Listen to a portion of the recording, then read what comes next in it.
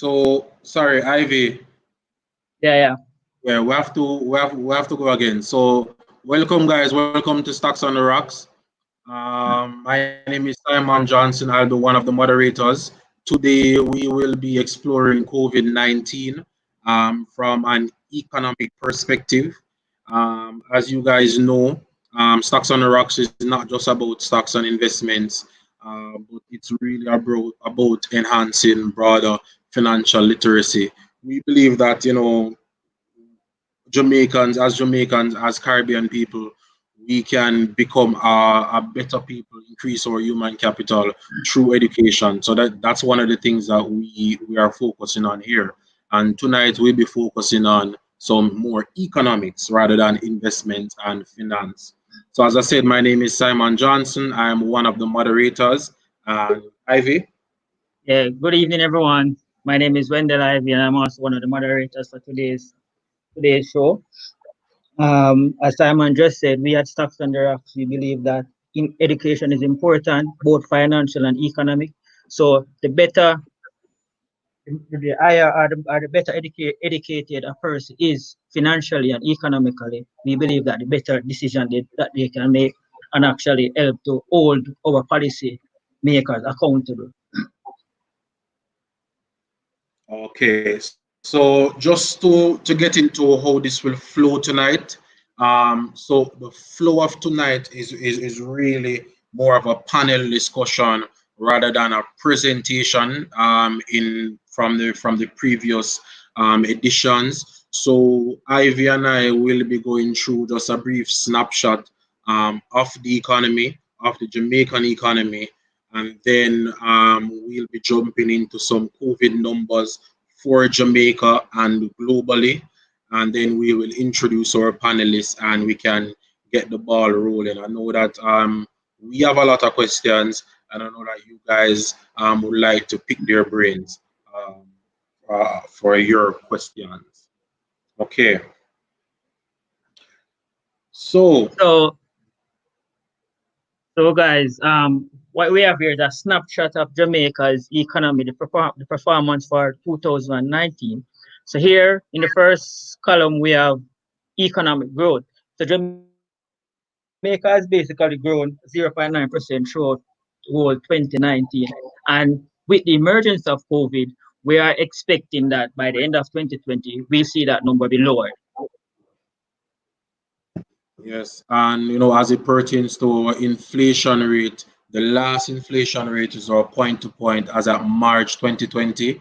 Point to point meaning over the past 12 months up to March 2020 was at 4.8%. I guess from an inflation perspective, the impact that a COVID-induced crisis may have on inflation is really dependent upon the demand-supply dynamics, which we haven't really gotten a full hold of as yet. Okay, and next we have the net international reserves. So the net international reserve is basically foreign currency that are other assets denominated in foreign currency. So this helps central banks or countries to remain liquid in a crisis, and we are in a crisis now. So we can expect that this will actually go down. Okay, so the poverty rate here of 19.3%, as at last recorded 2017, shows that approximately 19% of Jamaicans are living below the poverty line. We actually we're going to have a little discussion about this later on. So stay tuned on how a COVID-induced crisis or how a potential lockdown may affect the poverty rate or increase the risk of poverty for many Jamaicans. Yeah. And next we move on to the unemployment rate. So right here we see the unemployment rate as at January 2020 is at 7.3%. So over the past couple of months, our period, we realize that Jamaica's unemployment rate has reached historic lows. But in the light of COVID now, we find ourselves that, for example, in the tourism industry, many people are being laid off and also from other industries. So we can expect that unemployment rate will go up due to COVID. Now, the debt to GDP is a big one. It's been a macroeconomic variable that we've been tracking as a country and for the government specifically over the past couple of years. It has been coming from a high of about 147% in 2013 to a low of an estimated low of 91.5% as of March 2020, which is the end of the last fiscal year for the government. Now, the minister in his budget speech had stated then, I think that was almost the exact same day that Jamaica recorded its first COVID case, March 10th, that the debt to GDP for March 2021 is expected to be at around 87%. Now, based on the fiscal stimulus that are the financial stimulus that we expect and that has already started to come from the government, and an expected increase in borrowings in order to prop up the economy, I suspect that debt to GDP will also be another macroeconomic variable that will be negatively affected. Guys, here we have Jamaica's COVID-19 numbers and also a little snapshot of what has been happening globally. And this data is as at yesterday. So we have approximately 1.8 million active cases globally, and we have around 900, call it a million, that has been closed. But in a Jamaican context, we see that as at yesterday, we have 257 cases, 7 deaths, 28 persons have recovered. But as we can see, 137 of those cases are concentrated in the parish of St. Catherine, as we all know. And from the Chinese perspective, Ivy.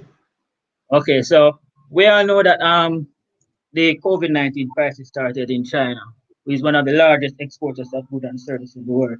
So China basically accounts for 13.4% of global export, which is followed by the United States, 8.9%, and Germany, 8.43%. So what this did was to basically cause a supply shock. And as we can see, it is having a rippling effect around the world.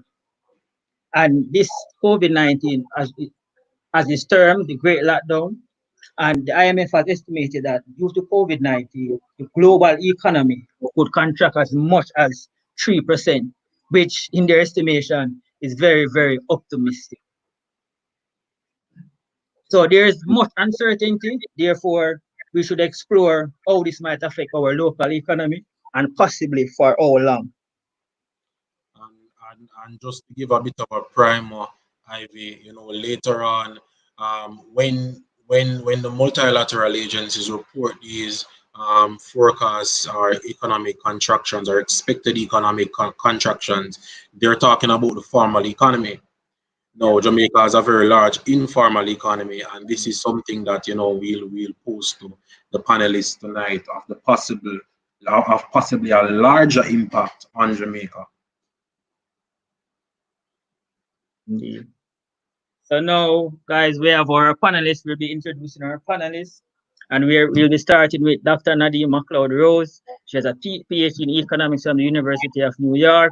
She has published in many journals, some top journals across Europe and all those places. She has a very large extended family. She's a mother, but she has a lot of kids dispersed in central banks and all research institutions, PhD programs, etc.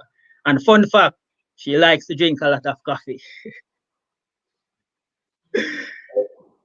So welcome, Dr. Mcloud. Yeah, man, welcome. I think Dr. Mcloud is muted. Thanks for having me, guys. Yeah, man. So next up we have Dr. Peter John Gordon. He's a senior lecturer in the Department of Economics, Mona. I mean, if you have had any interaction with Dr. Gordon at all, one of the qualities that I admire about him the most is that his passion for education, and in particular, education, educating economic students. He has a PhD in economics, He's the former Director General of the Planning Institute of Jamaica. His area of specialization is generally around microeconomics, but more specifically on game theory and industrial organizations. So welcome, Dr. Gordon. Thank you very much. And here we have Dr. Andre Haughton.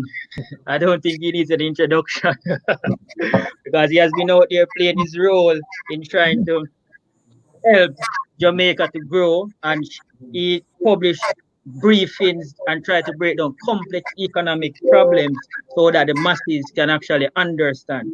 So Dr. Andre Haughton has a PhD from the University of Essex in England, and he specializes in economic research, macroeconomics, and international finance. Welcome, Dr. Haughton. Thanks for having me. Not even already. Thanks for having me. Are you hearing me, guys? Yes, we are hearing you. Excellent. We're here. It's so good to be here tonight on Stocks and the Docks. Stocks I and the Rocks. admire the effort that you guys put in when you go to work in analyzing the stocks. I know it's a critical time now, so it's fitting that we have this economic discussion tonight. It's important that we understand the global phenomenon and what the crisis is about, where we're headed. Much of the estimates by the IMF and many of these international organizations have been very, very, let me not use the word precautionary, let me say very conservative. What we're seeing is a global phenomenon like we have never experienced in our lifetime before. The crisis is now not just having a negative impact on the finances and a negative impact on supply, but the great shutdown, as it is called, is really having a negative impact on the movement of inputs into production process, preferably labor. So it gives us a reasonable platform for us to have a very robust discussion. So I'm happy to be here. Yeah, man. And Doctor, I'm glad you touched on global trade because that actually brings up my first question. Now, if you could give a general synopsis of how COVID-19 has affected the global supply chain from a goods movement and people movement perspective. Yeah, as you all know, the COVID-19 crisis began in China, and China is the factory of the world, you know. Hold on, guys. 1 second, 1 second. Could everyone just mute their mics and allow the speaker alone to, because it's having a feedback. Okay, thanks. So you Yeah, can go ahead, Dr. Haughton. I'll be very quick. The COVID-19 virus, no, it began in China, as we all know, and China is the factory of the world. As a matter of fact, there's a saying that when a Chinese person's work for a day, they actually work for 2 days. And compared to a Jamaican who works for a day, we end up working only for half of a day or less. So that shows us the industriousness of that particular country. Many of the goods and services that are produced and distributed around the world are made in China or surrounding countries. So when the COVID-19 crisis hit, it took a downward spiral in output in China, and then it had spillover effects in Thailand, Japan, Hong Kong, Singapore. No, but the important thing for us to remember, guys, is that the crisis began long before this year. The crisis began building up itself from last year. I wrote an article in August of last year that says that we might be heading into a crisis in 2020. And at that time, there was nothing to do with the COVID virus. What it had to do with, it was the geopolitical tension between the United States and China. If you can remember, the United States imposed $50 billion worth of sanctions and tariffs on China.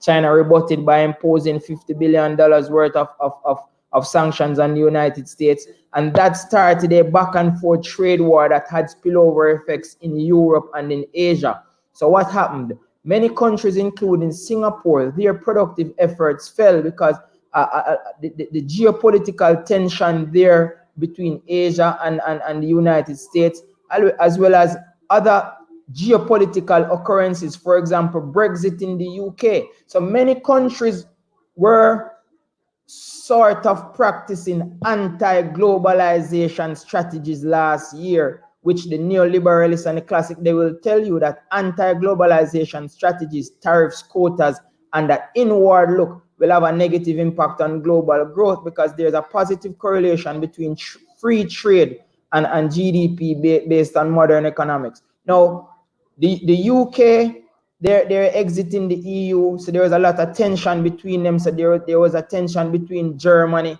and the UK, and there was a fall in the demand for German automobiles, the Mercedes, the BMWs, and so on and so forth. So we saw this brewing for some time. So the crisis now is escalated because of this great lockdown.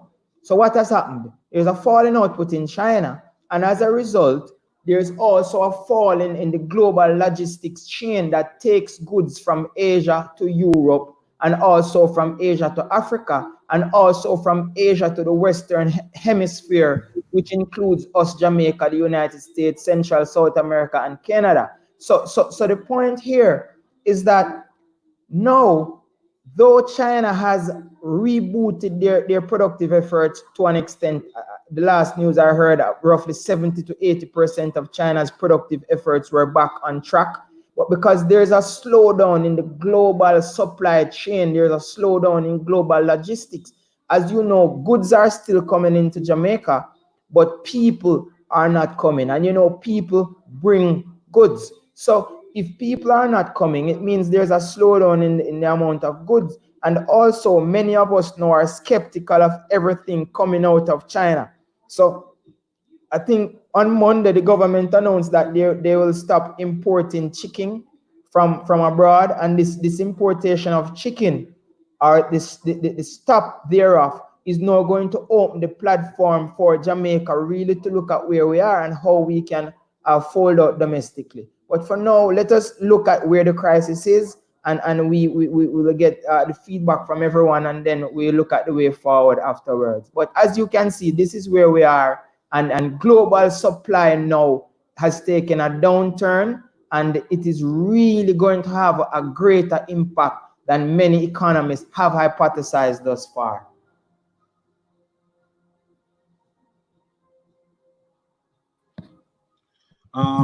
Dr. Mcloud, I wanted to ask, so based on what Dr. Haughton has stated, do you think that there's an opportunity currently for local entrepreneurs in Jamaica to increase the rate of what we call import substitution, or producing goods such that they can fill the gap of goods that we used to import? Okay, sure. But before I answer that, can I just say that I agree with Dr. Haughton that this crisis has had a seismic shift on exchange, economic exchange. It's affected trade, FDI estimates, and also portfolio investments. In terms of trade, the estimates suggest that, conservative estimates suggest that the reduction is going to be about 13% in 2020. However, you know, that's so it's likely that we'll see a contraction in trade of about north of 32%.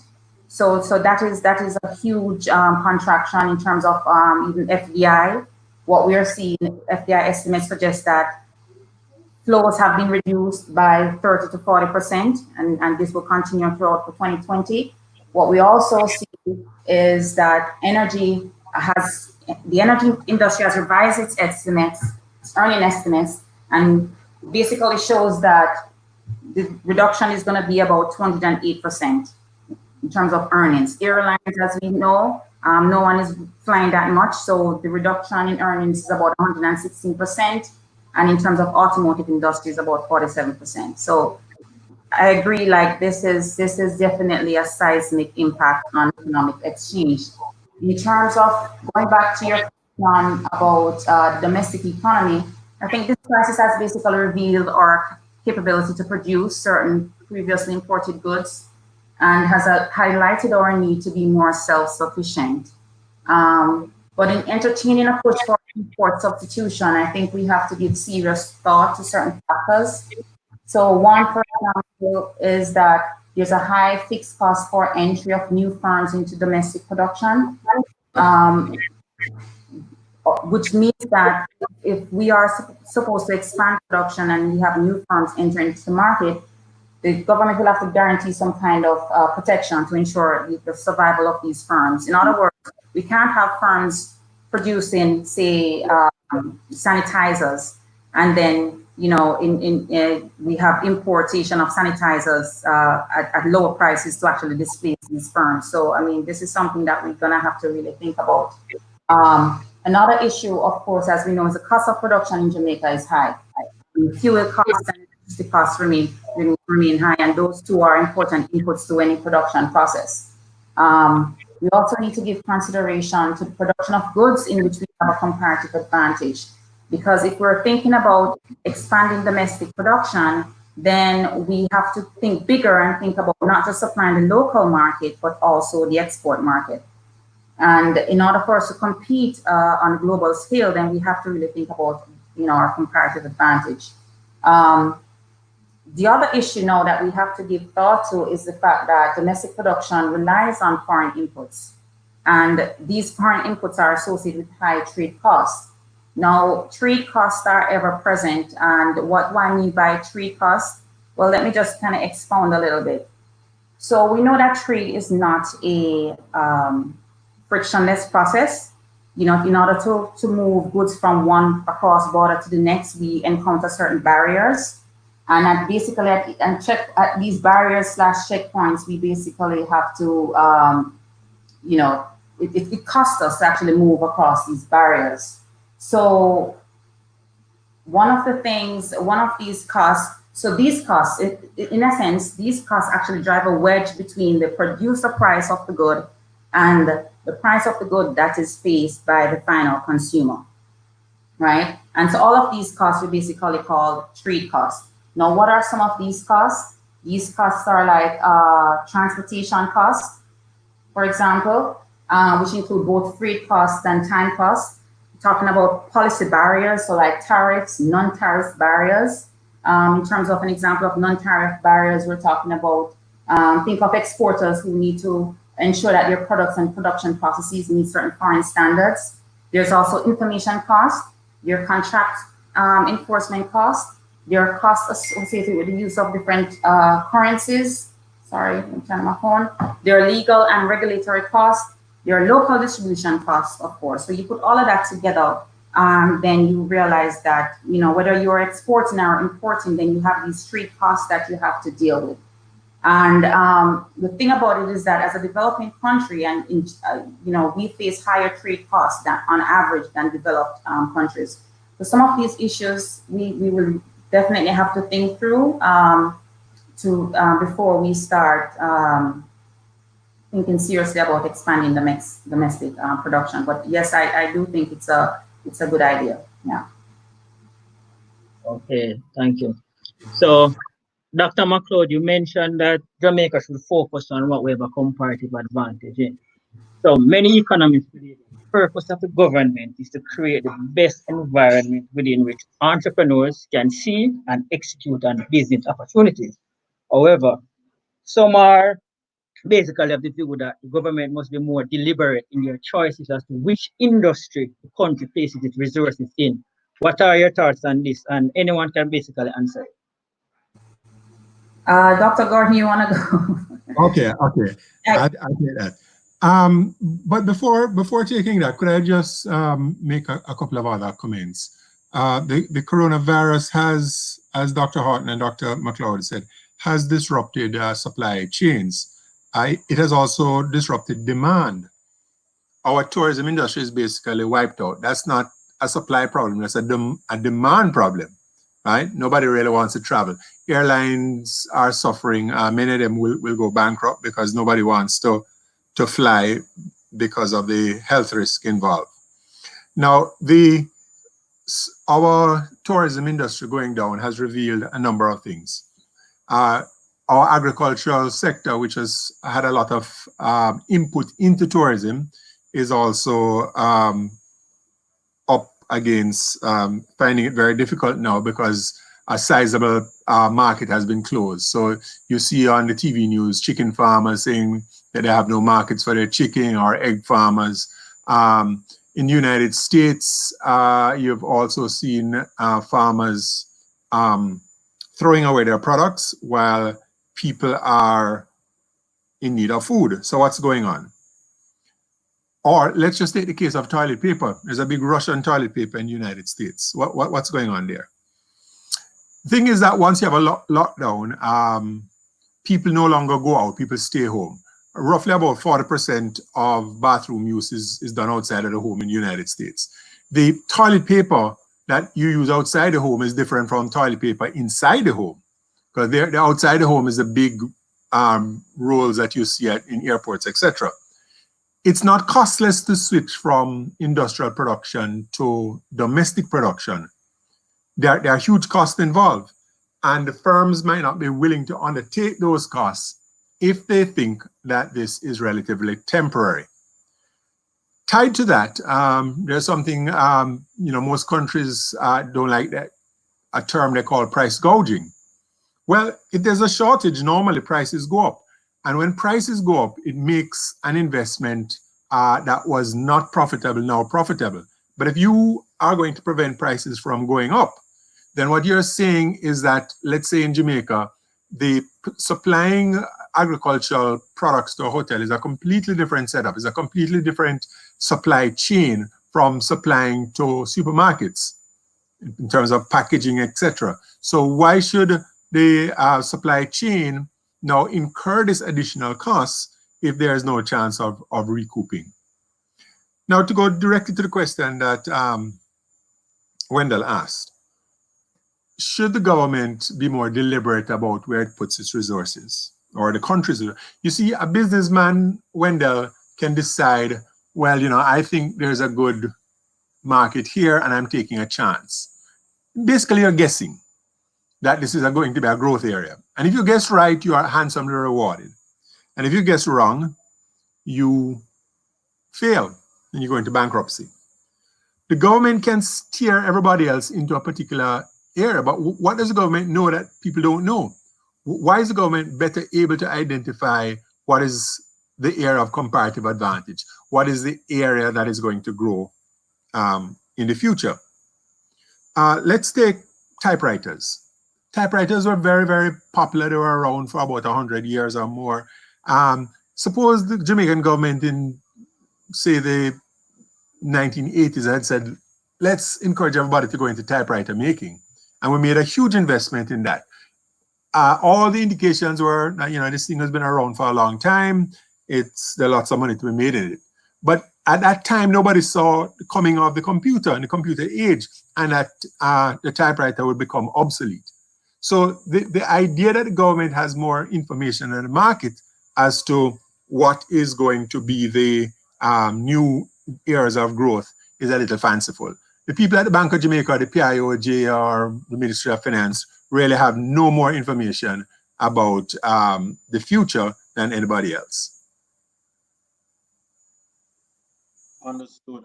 But Dr. Gordon, I think, you made a point that nobody knew in, let's say, the 90s that technology or computers would have been the future.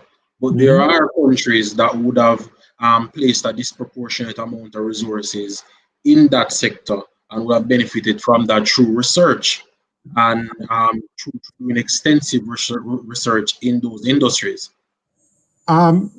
Simon, there are countries that do industrial policy, and sometimes you get it right and sometimes you get it wrong. If you happen to guess the right things, then sure. But what is the probability that you can tell, which particular good will take off and which will fail? Even within technology, there are some products which were brought to market which just didn't look at VCR, and there was another thing, laser disc, and the VCR took off, but the laser disc really didn't. So it's really is quite difficult. Those are the kind of risks that an entrepreneur should take, whether or not a government, you see what happened, a government through its industrial policy can make a particular industry profitable and another one not profitable. The standard risk of making an industry that is going to be fail in the future profitable today, and one that is going to succeed in the future not profitable today. That is the risk. So on that point, do you agree with the Minister Alishaw's decision to put the importation of poultry or chicken to Jamaica? Right now we have some farmers who say that they can't sell the chicken. So what is the problem? The problem seemed to be that they were into a distribution mechanism that led into the hotels, and that has been disrupted. So why don't they switch over to supplying, to displacing the imported product? I really don't know enough about these things, about this particular instance to speak definitively on it. But it's easy to say, let's put up a wall here and let's put up a wall here. Let's make this one more profitable. But another broad point I should speak to Simon. Wendell said that I don't remember how he defined that the role of the government was to make something about profitability. The role of the government is really to enhance social welfare. Social welfare has a consumer surplus component. People's well-being is not just a function of the wages that they get. People's well-being is also a function of what those wages can buy. And if you keep on putting up tariffs and making goods more expensive so that you can support, let's say, Jamaican dairy farmer. So the government of Jamaica does not have the capability of transferring resources from a US dairy farmer to a Jamaican dairy farmer. What the government of Jamaica has the power to do is to transfer resources from a Jamaican consumer to a Jamaican dairy farmer. In other words, you can make one segment relatively poor compared to another. Now, maybe under some circumstances you want to do that, but it is not costless. Don't think that if you put up a barrier against imported milk, you are really hurting the foreign exporters and helping the Jamaicans. You're helping one set of Jamaicans, but you're hurting another. Understood. Dr. Mcloud, I also wanted to get your opinion on the new trade policy. I guess it's a temporary policy implemented by the government in banning the importation of poultry. Yes, I agree. I mean, it seems we have excess supply, so this is basically the right move. We have to give priorities to our producers. This will allow the small ones to get rid of the poultry without going broke. But one of the things that I was wondering is that we seem to be, the government may need to set up some kind of established linkages between small producers and the dominant ones. And this is an apparatus that they could later exploit in order to create linkages between domestic and foreign firms. Yeah, because I've seen a case in the western end of the island where someone was dumping about $50 million worth of chicken the other day. Mm-hmm. So I guess it's a good strategy, basically. But now to basically look at let's look at a more the socio-economic impact. As of 2018, or the latest remittance data available, we realized that remittances basically accounted for like 15% of GDP. Now, we have a case now where remittances is not really coming in as much, and it has been projected to fall by at least 20%. So my question is basically, you have a lot of people in Jamaica who depend on remittances to basically go through their day-to-day activities. Many of these people take these remittances money and really pay a partner, really, to really get through. But now this source of income has basically dried up. How do you think, what kind of effect you expect this to have on the economy as a whole? What are the implications?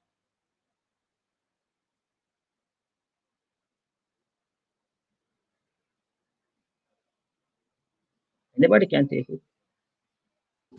Yeah, man. I saw some cues today on the TV with remittance queues in Portmore, in St. Catherine, and other places. The fall in employment in the United States, I think upwards of 7 million people has applied for unemployment benefits now, and the numbers are growing each day, which includes many Jamaicans and many people who would have been sending remittances back home. It is definitely going to have a negative impact because many Jamaicans are unemployed, and even those who are employed, their income really can't cover all their bills. So they are not in a position to be able to take care of themselves, and this remittances play an important role. Fundamentally, the crisis itself is illustrating to us many things.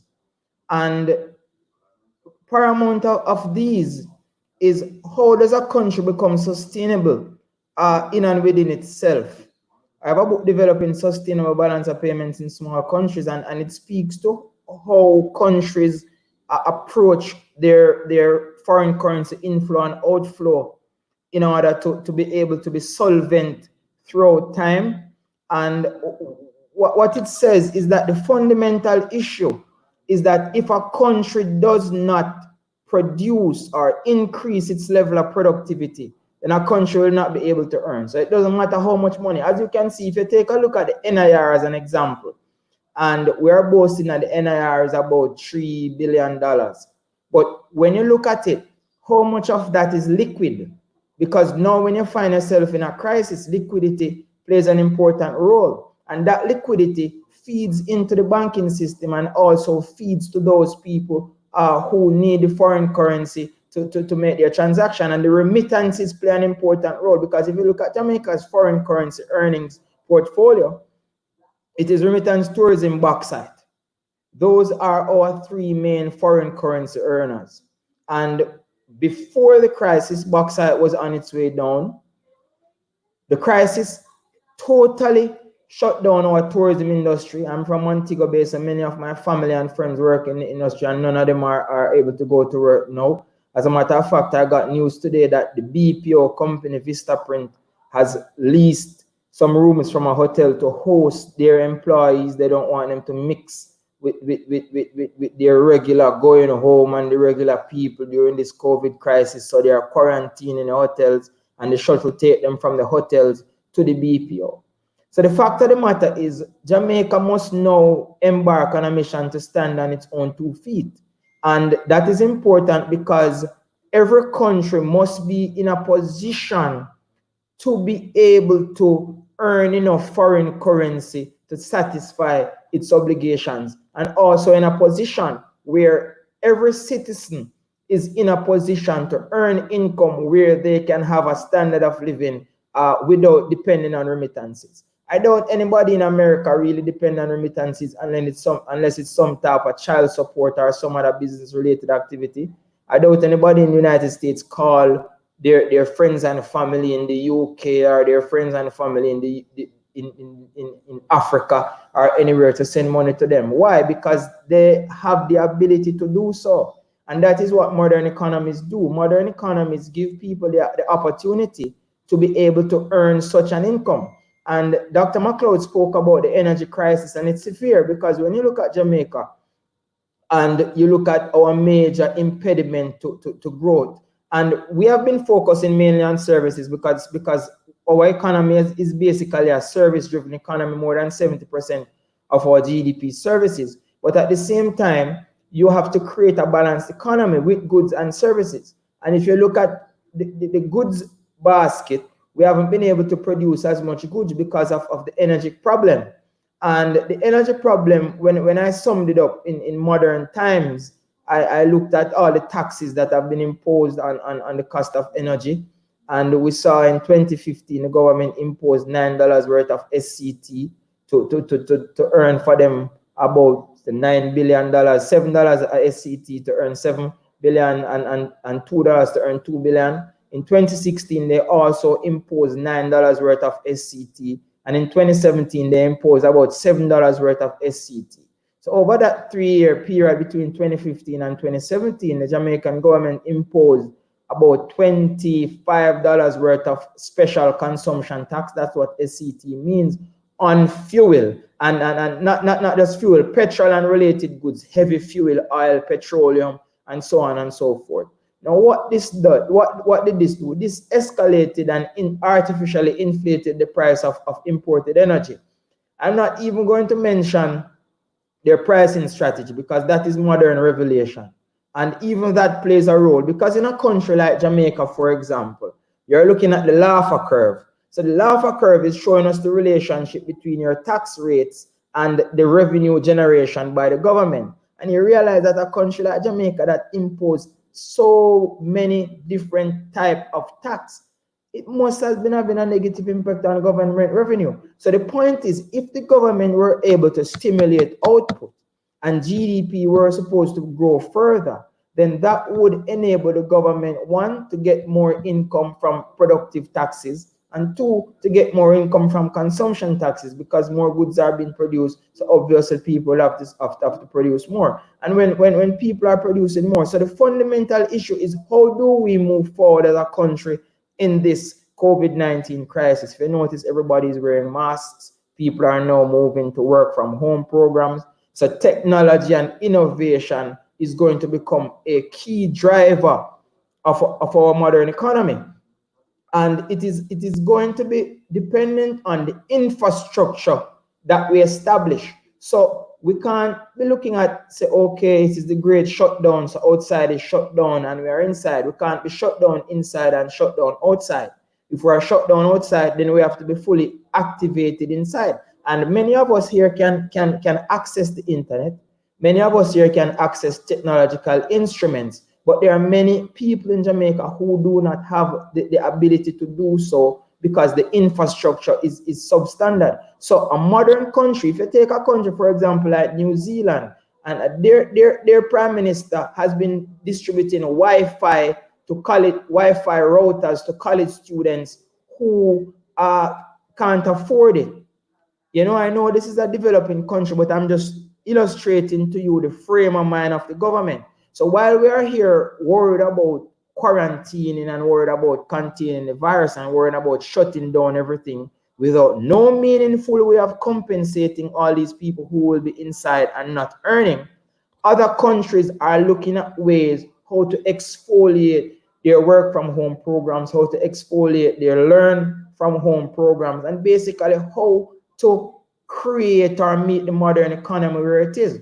So you ask Dr. Gordon about what government can do.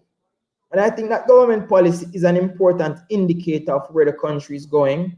I think that it is businesses who make the final decision as to what they do as a business to earn profit. But I think that it is the government who, through their fiscal policy and monetary policy efforts, steer the country in a particular direction and buffer the foundation upon which businesses grow. And yes. I know, before you pass that point, I wanted to touch on poverty, because you would have seen the numbers that were put up, that 19% of Jamaicans are below the poverty line. Yes. And as such, a lot of people are calling for a total lockdown of the economy, but not necessarily understanding the link between the economy and informal economy. And a lot of people who live day to day. You know, so if you know, you guys could give some more color around the socioeconomic impact that a total lockdown would have on the economy. All right, let's speak about poverty. I myself has been meticulously scrutinizing the poverty numbers. Let me use L.A. Lewis talk, Tanto Blacks, going to it in detail. And what I've realized is that even though our unemployment has been falling, our poverty has remained. and some years it is falling. In the latter part of the decade, it has been increasing based on the data that we have. But it is not a blame game. It's an economic structure understanding. You know, so it's not about this particular government or that particular government. It's about understanding how do you increase the earning potential of a nation of people. And we have been increasing employment, but poverty has been falling, which is sort of indicating that we are underemploying much of our labor. And it is obvious, because if you take a bird's eye view of the economy, and you look at many people who are employed in the BPO, many people who are employed as clerks, many people who are employed in other service sectors, many of these people are degreed, and many of them are degreed in the arts and other areas that are not necessarily as applicable in a third world developing economy as certain engineering or a certain type of mechanical type of capabilities. So the point is, one, we are underemploying our productive labor. And two, because of the compensation package that many of us who are educated receive domestically, and I'm speaking, let us speak about nurses, given that we are in this health crisis. Many of our most qualified nurses are either in Canada working, in the UK working, or in the United States working. Following, I have cousins who are nurses in the United States, and they were born and they got their practice in Jamaica, and they're now in the United States. So the compensation package is always going to play a role in how our economy unfolds. So we have to understand that there is no disconnect between any of the economic pillars. Everything is an interconnected sort of locomotion that feeds into each other. So when we're looking, Haughton, yes. so in essence, are you saying that Jamaica has a productivity problem then? Yes, we have a productivity problem, and the productivity issue, much of it is because one, we underemploy our labor. Two, our best labor is exported, and three, the economy is not resourced, or should I say wealthy enough to compensate people for their time and effort. So what you have a person who is a seamstress and they sew. They can't focus because the money that they make is not enough. So they have to have a side hustle. So they are selling phone cards on the side. You have a man who has a degree in banking and finance. They are working on the bank, but they have to buy a car to rent it out. So everybody in Jamaica, the idea of a side hustle has become a standard a type of living. So there's no one who can concentrate wholeheartedly on their profession to become 100% experts. People have to be thinking all over the place. Their brains are all over the place simply because they have to be increasing income streams. And this does not provide the avenue for increased productivity, because increased productivity requires concentration. It requires mastery. It requires improvements in a particular process that has been highlighted by those participating in it to improve the efficiency of that particular process. And we have not been able to absorb technology as efficiently as we ought to, because much of Jamaica's jobs are labor intensive. So you go to the gas pump, somebody's Okay, Dr. So hold on a bit. Dr. Gordon, what do you have to say about Jamaica's productivity problem as explained by Dr. Haughton?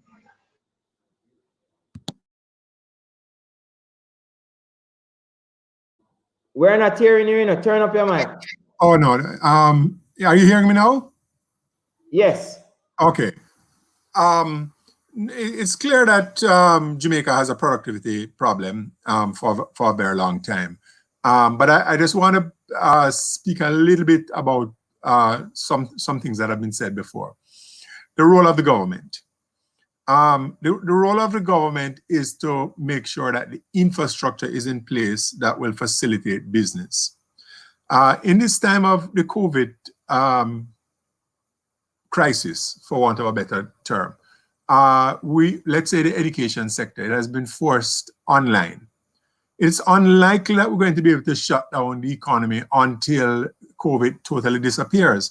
And if you look on past pandemics like the 1918 flu, it lasted over about 3 or 4 years. So it's going to come in fits and spits. So we may open up and then we may have to shut down again. So the question is, how do you build out an infrastructure that is able to facilitate everybody being connected and home for the education process, for instance? Some children are not connected now because the internet doesn't go into their where they live, or they're unable to afford a device which can allow them to connect. So in planning through this thing, you're not just planning for a lockdown for 2 or 3 months. It's 2 or 3 months in this instant. We may very well have to lock down for another 2 or 3 months sometime again. And the thing Simon raised about a kind of trade-off between the economy and locking down.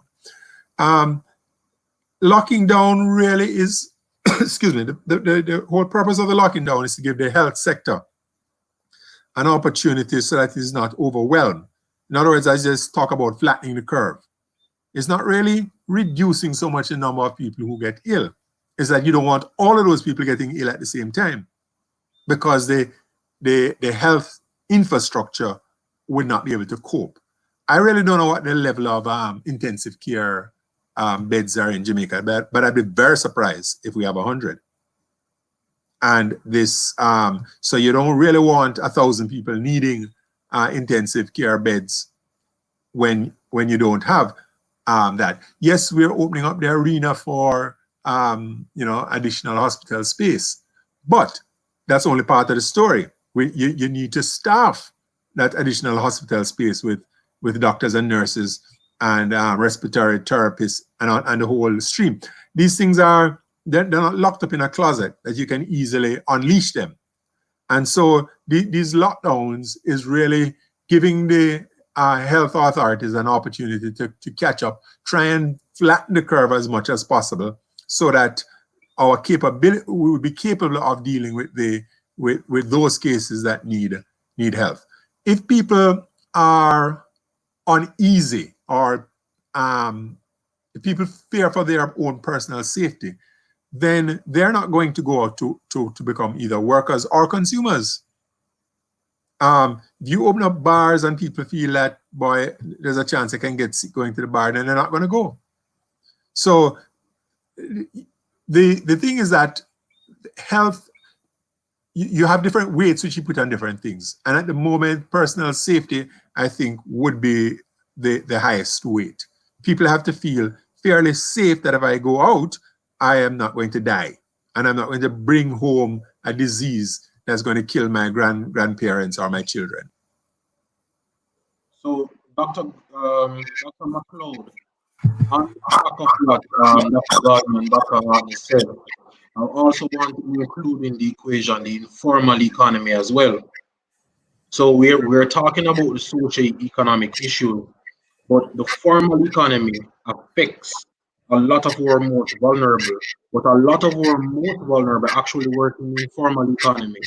So the higglers, the vendors, etc. You had mentioned a contraction in the formal economy, but what do you think is the overall implication on the informal economy in Jamaica? Okay, Simon, thanks. Let me just go back to two things that were said by Dr. Gordon and Dr. Haughton. I agree that we have a productivity issue. I mean, not only is our productivity low. One second. Dr. Gordon, could you please mute your mic, please? Thanks. You can go ahead. I agree that we have a productivity. I agree with you guys that we have a productivity problem. I mean, not only is our productivity level low, but the quality of what we produce at times is low, right? So I agree with that. Also, when Dr. Gordon says, government basically, as governments can't do everything. We definitely need private sector involvement. If you think about the functions of government, I mean, broadly speaking, what are those functions? They provide legal and social framework. They maintain competition. They provide public goods and services, redistribute income, correct for externalities, and stabilize the economy, right? So yes, government helps to provide a conducive environment for businesses to succeed, but governments cannot do everything.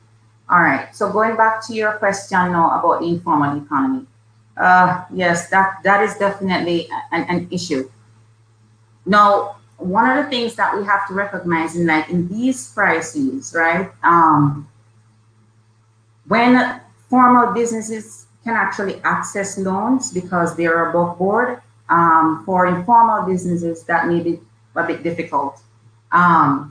So some of them may be permanently displaced by this crisis. In order for them to go above board, to go into the formal sector so that they can actually access loan, what will they need?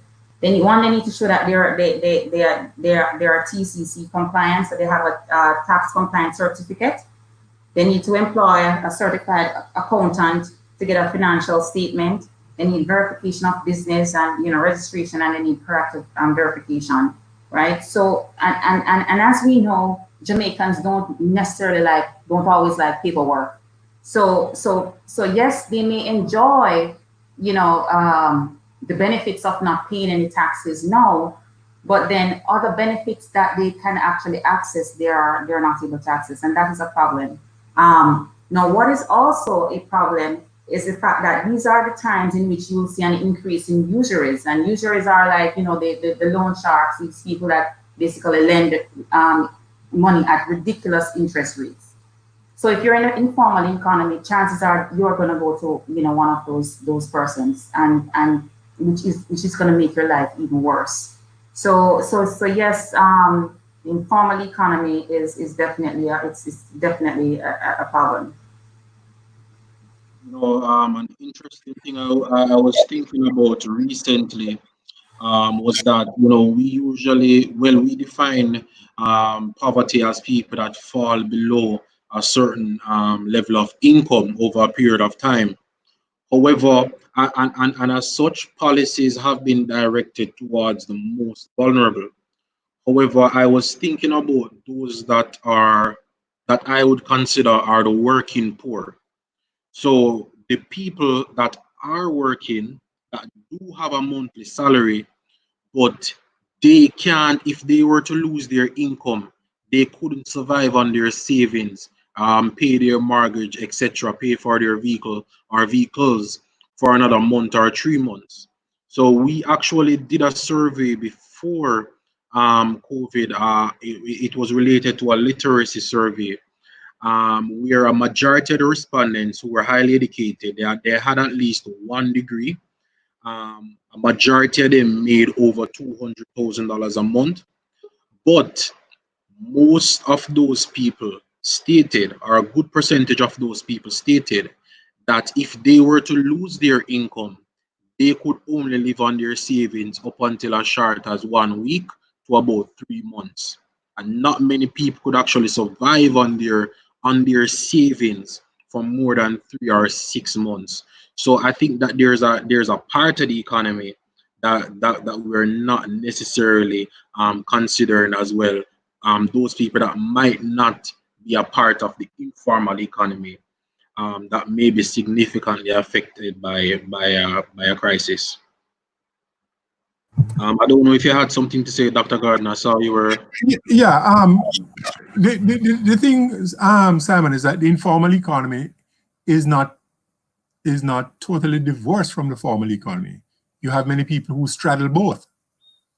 Precisely. Right?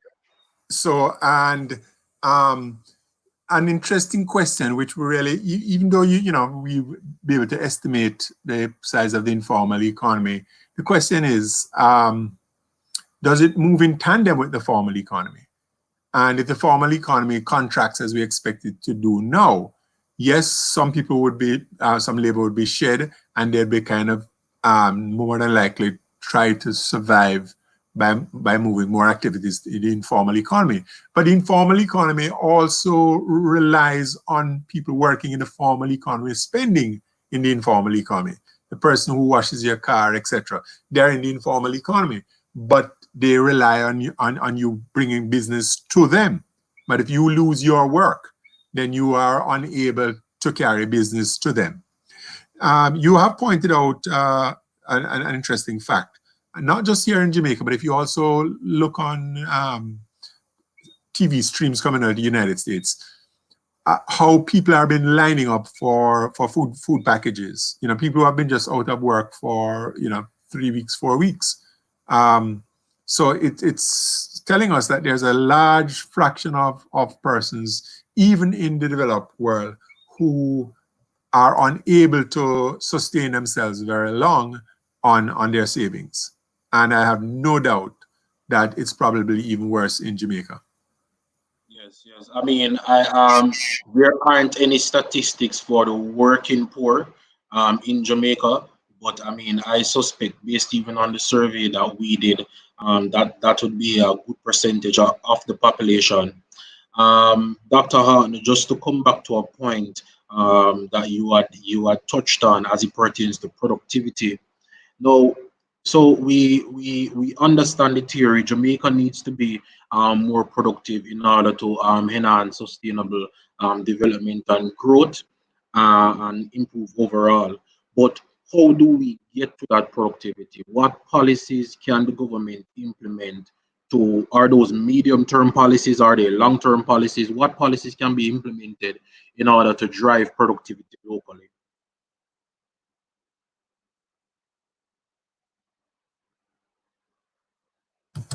That was a question for Andre. Yeah, man, Yeah. I'm here now. You see, and what the crisis has done is that it has fast forward our way of thinking, and it has fast forward our way of life. I wasn't expecting this way of life until about 2200. So I hypothesized it for my great grandchildren, not for myself. And what does this mean? This means that we are now approaching, and rapidly as rapidly as technology is moving, the modern world. And this modern world is a world where outside is no longer a safe place, not even to breathe. I remember about 7 years ago when I went to China, I was saying to myself that if I could go by a Blue Mountain and I could bottle the air, because I saw booths were selling air.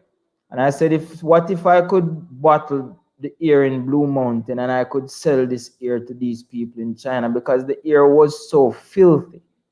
The place was so stinking Beijing that I couldn't even eat lunch and dinner with a comfortable stomach.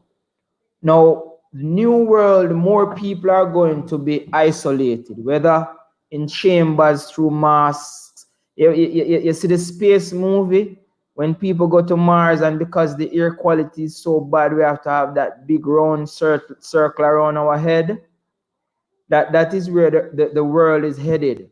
So that is going to open now the room for, one, innovation, two, integrating platforms for a lot of processes. So you realize now there are going to be more delivery services. A lot of things are going to be done remotely. So for example, this platform that we are using in StreamYard, I've been having virtual town hall meetings on Zoom. I've been having classes, and Dr. Mcloud and Dr. Gardner as well. We have been having classes on Blackboard in OUR Valley.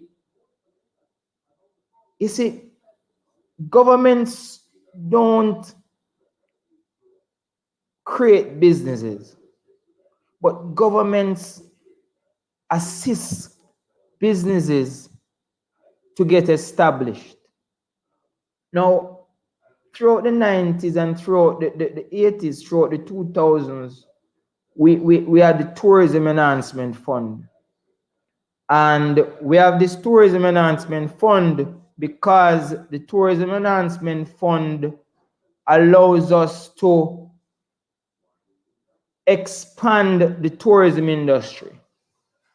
And the expansion of the tourism industry is done in an effort to expand the amount of Jamaicans that are employed. And simply because, as when you speak to the people from IMF and other people who live in Europe, they say, oh, what else can you do? Because many of them, they see us just as a destination. So you're telling someone to go and study in Jamaica. They're saying go and study in Jamaica. They think they're coming to study on the beach with a cocktail. So, Dr. Haughton, what Yeah. can we do as Yeah. all right, sorry, what policies can the government implement? So that in is what order to- I'm getting at. So that is what I'm getting at. So you remember when the government had the Tourism Enhancement Fund, and the Tourism Enhancement Fund was geared towards expanding the tourism industry. And the tourism industry provided mainly employment, it provided profit, but much of that profit was repatriated. Now, much of the things are going to be done remotely. Much of the things are going to require more logistics. Much of the things are going to require uptight management and business structures. So innovation and the absorption of innovation in processes, in strategy, in marketing, and everything is going to play a role, because we are going to demand goods and services, and the world is going to demand goods that is moving them into the new world. So Jamaica now has the ability to play a role in this new world that is being created after the crisis. So government policy now must be geared towards assisting companies to innovate, assisting companies to meet the new world. So expanding our research capabilities, and much of the research has already been done. So what we have to focus on is how do we absorb much of this. So the aim here is for the, and we have been proposing it. The first thing government has to do is to establish a innovation and technology absorption fund for businesses. So remember, innovation is a broad concept. And I speak of many examples. There's innovation online and there's innovation offline. For example, the craft vendors and the university students and the Department of Economics, if we're looking at a modern economy. One of my students sent me a question, and they asked, what role does the Economic Policy Institute in the country play in terms of solving corruption? Because most other countries have their Economic Policy Institute. And I said, I don't know of it. Jamaica don't have none, or whatever it was called. And the point is, now the university is going to have to play a role in assisting these businesses to move forward. And let me give an example. The craft vendors are complaining that they can't sell their craft anymore because tourists are not coming. So they are carving Rastamans and monkeys and turtles. And we are saying to them, okay, you're crafting Rastaman, you're crafting monkeys, you're crafting turtles. How now are you going to entice a consumer to purchase this? I'm saying, look, the world is moving away now from just buying something for its sake into buying something for its function. So if, for example, you can turn this Rastaman into a lamp, as an example, and you put a bulb on the top of it, then it now becomes a Rastaman lamp that adds to the aesthetics of the product and the functionality of the product. So the university now have to play that linkage role between the person who carves the statue and the person, the electrician who can run the wire through the statue. You following? So that is one. The marketing now is being done online. So the marketing is being done. The tourists don't have to come to Jamaica now. We can sell that on Amazon. We can sell that on eBay. We can sell that on Wish. We can sell that on whichever platform. So the university marketing students now are going to have to come into play. And this is just one example. This is just one example. So the government now will incentivize these students through whatever swap knowledge for experience program, like the doctors and the nurses, other students in marketing and in management and in accounting. Now go on these internships, because we are not going to be able to provide full-time employment automatically for everyone. Much of these people are going to have to be working on commission based, very similar to the gig economy that Wendell Ivy speaks so much about. Because young people now, they are not going to be caught up in this 9-to-5 type of style that old people are familiar with. Young people are going to be working from home, working remotely, working on contract, working between cities, working in public type of offices. They go rent a desk for the day, etc., etc. They are going to be working from home. You understand? So these, Dr. Haughton.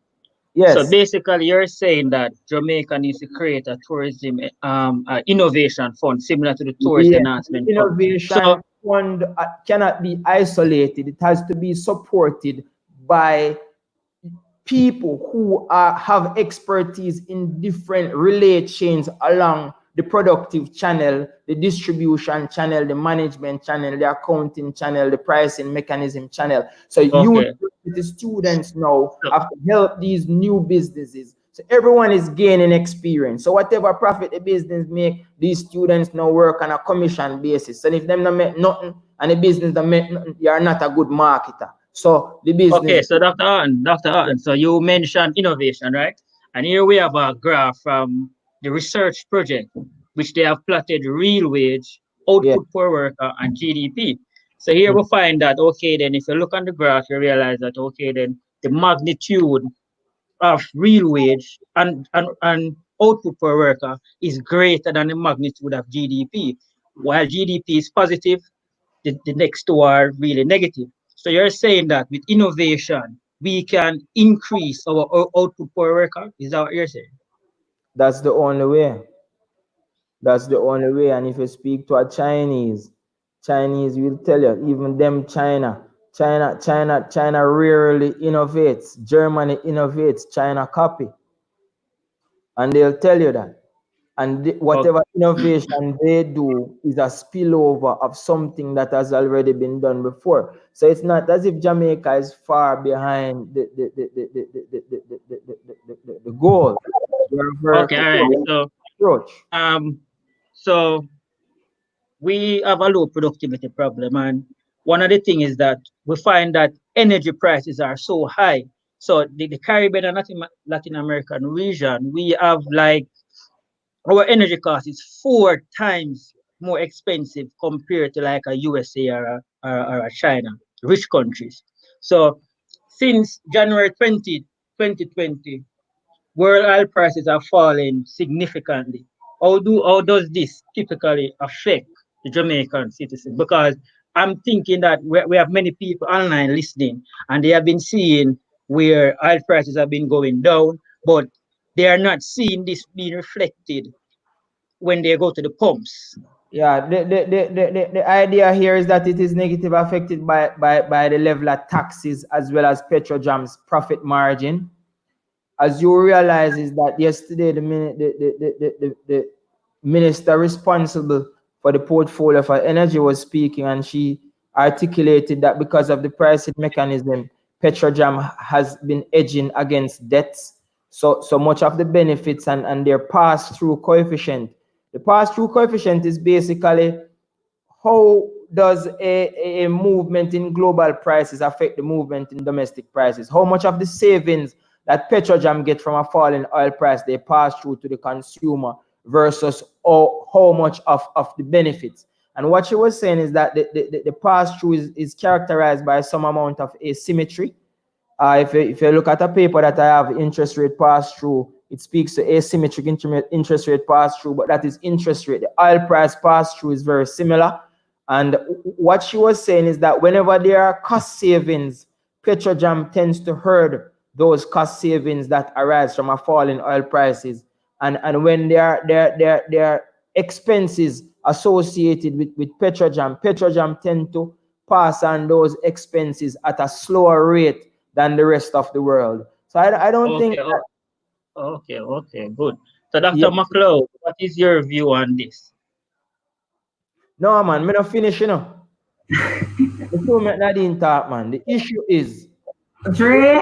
The issue is the government, and we have been calling for it, in order for us to really cut the cost on energy and to benefit, because we cannot be stuck in this nonsense regime of asymmetric price pass-through.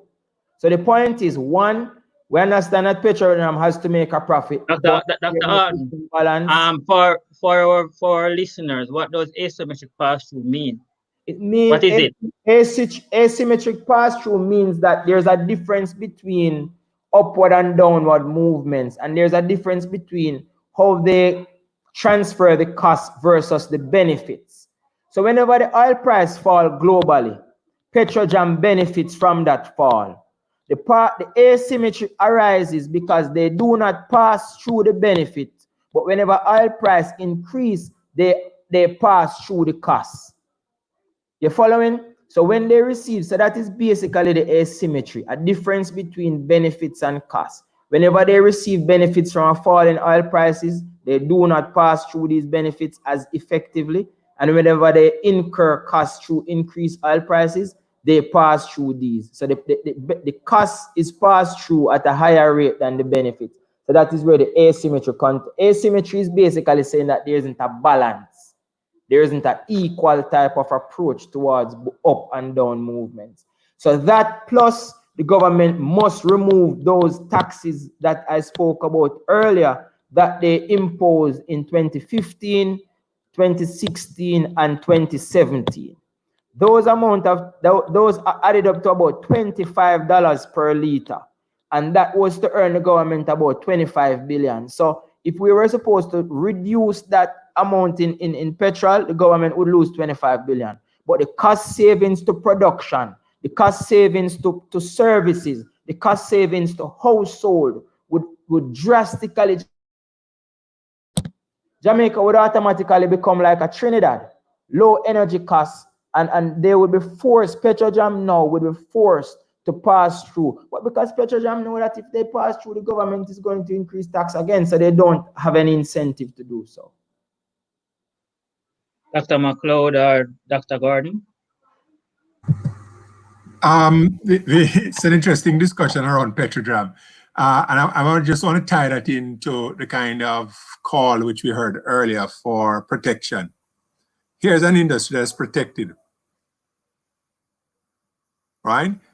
What you have to do now is you have to ask yourself, is the benefit to the country of having Petrojam earning some profits and other firms having high energy costs higher than the benefit to the country for, say, importing the oil directly and let the competitive forces be unleashed? Petrojam cease to exist, but companies are getting fuel much cheaper, right? So for the calls, that the instinct all the time to block and to protect domestic production, as I was trying to say, it leads to higher prices for consumers or higher prices for other firms in the supply chain. And this is a very good example of that. On a question was asked earlier about productivity. What can we do to increase productivity? Well, a very big part of the productivity is education, right? If you have a workforce, basically we have, let's call it an apartheid system in education, right? Where there are a few, maybe a third of the schools that perform really well and 2/3 that don't, high schools, which means that 2/3 of your potential labor power is being is not being nurtured, produced to its full potential. So improving education would go a far way in increasing productivity. And I go back to my usual thing for what government policy should all be about. It's about infrastructure.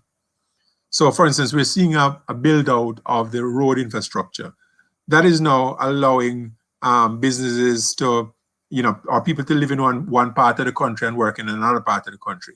If you have great highways, etc., a cruise ship can pull up in Ocho Rios and tourists take part in go and do activities, go up to Strawberry Hills or up in the Blue Mountains, because the travel time has been greatly reduced.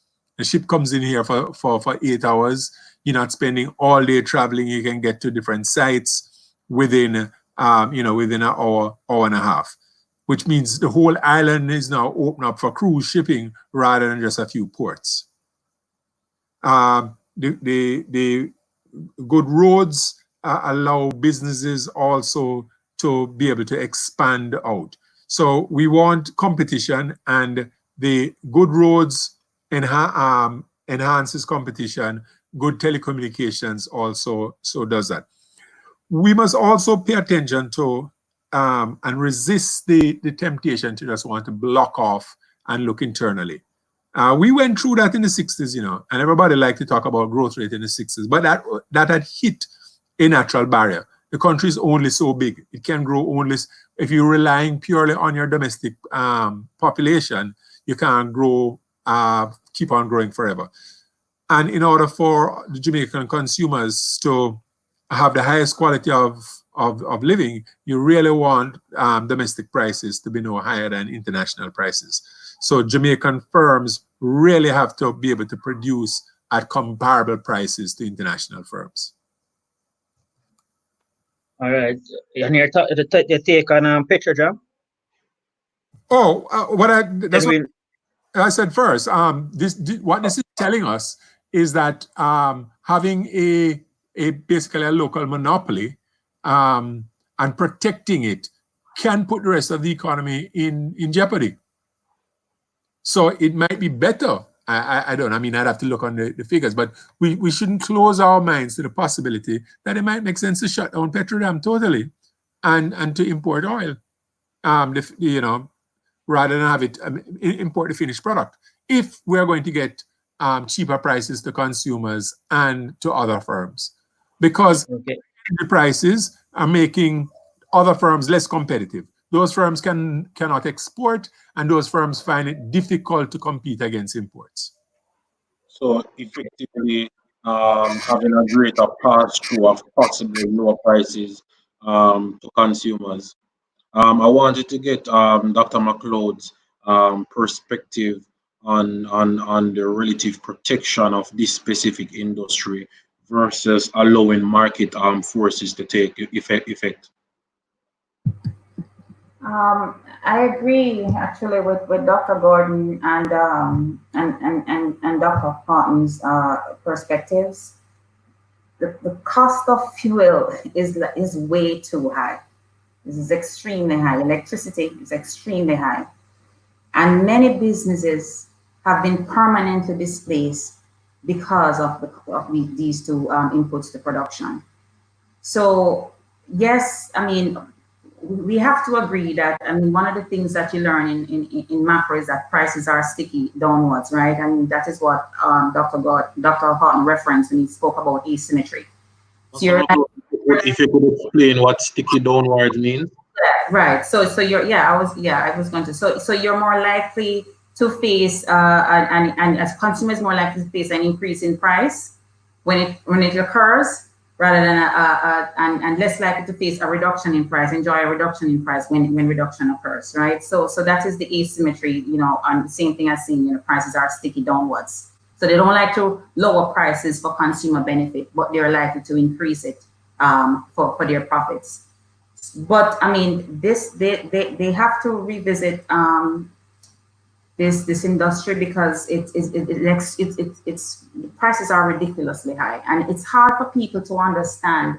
Yes, I spoke about 3 costs earlier on, and so they do have to pay, some of these costs, right? But then it's hard for people to see prices going down on their screen rapidly. What did we see this week? -37. And of course, we know that they may not be getting barrels at -$37. In other words, they're paying them to take barrels at $37. But the fact of the matter, even when there's a sustained reduction in prices, even when there's a sustained reduction in oil prices, we just don't see it. We just don't see it. And in order for us to talk about domestic production and expanding and being globally competitive, we have to address that. We also have to address electricity too. So I also wanna say something about productivity because that is a very good point. Um, we have to remember that when you think about the Asian tigers, China, South Korea, Taiwan, and so on, one of the ways in which they were able to grow their economy is by attracting foreign direct investment, right? And foreign direct investment basically allows countries to access certain productivity elements that they usually don't have, or they have them in low supply. So for example, they can, they get access to advanced technologies, management practices, research and development, and so on. And one of the ways, yes, we must invest in our people. We must invest in human capital. We must invest in research and development. We must encourage innovation. But another thing that we can also do is attract more FDI. Of course, having FDI in the country does not necessarily mean that we're going to see growth, productivity just jumping up and down, because in order for FDI to contribute positively to economic growth, then we need certain productivity elements, certain what we call facilitating inputs, right, to be present in the domestic economy. So we need, certain level of human capital, right, and also we need good quality institutions, because low quality institutions, countries that have high corruption levels and so on, then there's usually a blockage of these transfers from foreign direct investment to the domestic economy. So what I wanted to ask is, does increased productivity means that there is more opportunities, or is it just an increase in output? Just for clarification, for our viewers, does it increase the opportunities that are available within the economy? Yes, it would. It would, because in its simplest term, productivity, what you're going to get is more output per worker. Therefore, the cost of each item produced will fall, which means that this inputs into other things. The cost of making other things in Jamaica would now go down, would now be able to more successfully compete against imported items, more successfully be able to compete on the export market. Dr. Gordon. And so it's a win-win. It's a win-win. Yes. Okay. Understand.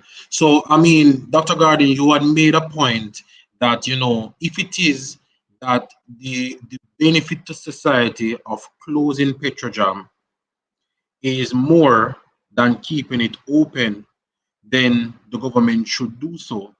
But the Minister Favour had also stated that one of the reasons why Petrojam stands in between the overseas market and our local market is to reduce the volatility of oil prices locally. So her explanation was around, if oil prices fall significantly, yes, Petrojam is there and it won't necessarily fall as much locally. However, when oil prices spike internationally, Petrojam would possibly take that brunt. Do you think that we would increase the pass-through of what Timarca? No, Simon, we could achieve that by forward buying. In fact, when oil prices fall so low, are so low now, we should be buying way for locking in these low prices for a very long period of time. The question of volatility also, we were diversifying our energy sources using LNG, using renewable. All of that diversification wasn't to bring down our electricity prices per se. It was to be able to spread across different energy sources and therefore to reduce volatility. So Dr. Gordon, not being an interview where you think we have enough reserves now, liquid enough to purchase? To forward purchase? Yeah. The question is for how long? I mean, that is the question, for how long? Yeah. But even if you the IMF would one front loader to cover our obligations and two front loaders to participate in the forward market. But Andre, even if we forward buy for 1 year, that's 1 year at low prices. Yeah. But remember, you know, our monthly import bill is about 800 million, somewhere around there. Remember the exact value. You think we have enough money to forward purchase for a year? And if we do, why haven't the government, in your opinion, used their common sense and make a move? China are now purchasing the majority of these oil reserves. And we are seeing where we are bulk of the inflow. As a matter of fact, many of these companies are paying China to take the oil from them. Hold on. Dr. Gordon, could you please mute your mic when Andre is speaking, and then after you can, yeah. Go ahead, you can go ahead, Andre. Yeah, man. So a lot of these countries are now paying China to take the oil from them. So that is what the negative price means. The negative price means that it is more expensive to operate in the machines than for them to throw away the oil or to sell the oil. So the better you try pay people to come and take the oil from you. So the point I'm making, Dr. Gordon, is that these should not be topics of discussions. These, if they are feasible, should be actions. You following? So the 500 of us who are here on stocks and the docks is like we are just a subset. The government, whether X or Y, should be always, it's like a company, you know. So you have one company, you have different departments. So you have one department that deal with crisis management and health issues and lockdown and way. But the government have a next department where deal with innovation, absorption, capitalizing out of the crisis. Because every sensible person now, I say, geez and peace is a crisis. How do we capitalize out of it? We can try make a money, make we check out the stocks. Hotel a fall, airway a fall, everything for the travel a fall. Make we watch it fall, go way down to nothing, make we buy it. Cause it must come back up 2 year time. You understand? Travel stocks have fallen 60%, 70%. Everybody are looking to capitalize. You are telling me that we are capable. So this brings me back to my student who asks if we have the economic support, whatever unit from the university to the government. Because every government have that. And that is what Jamaica needs as well. So the government cannot operate independent of common sense and knowledge. Okay, so guys, we've been here for 1 hour and 33 minutes. We're gonna ask one more question, and then we're gonna open up the floor for questions from the audience.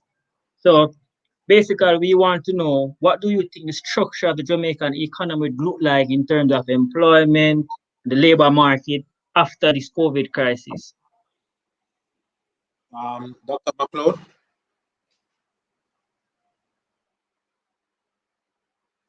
Sorry, yeah, the structure of the labor market. No, I know we're talking about certain industries are labor intensive, and you know here we have people working from home and so on. But we have to remember that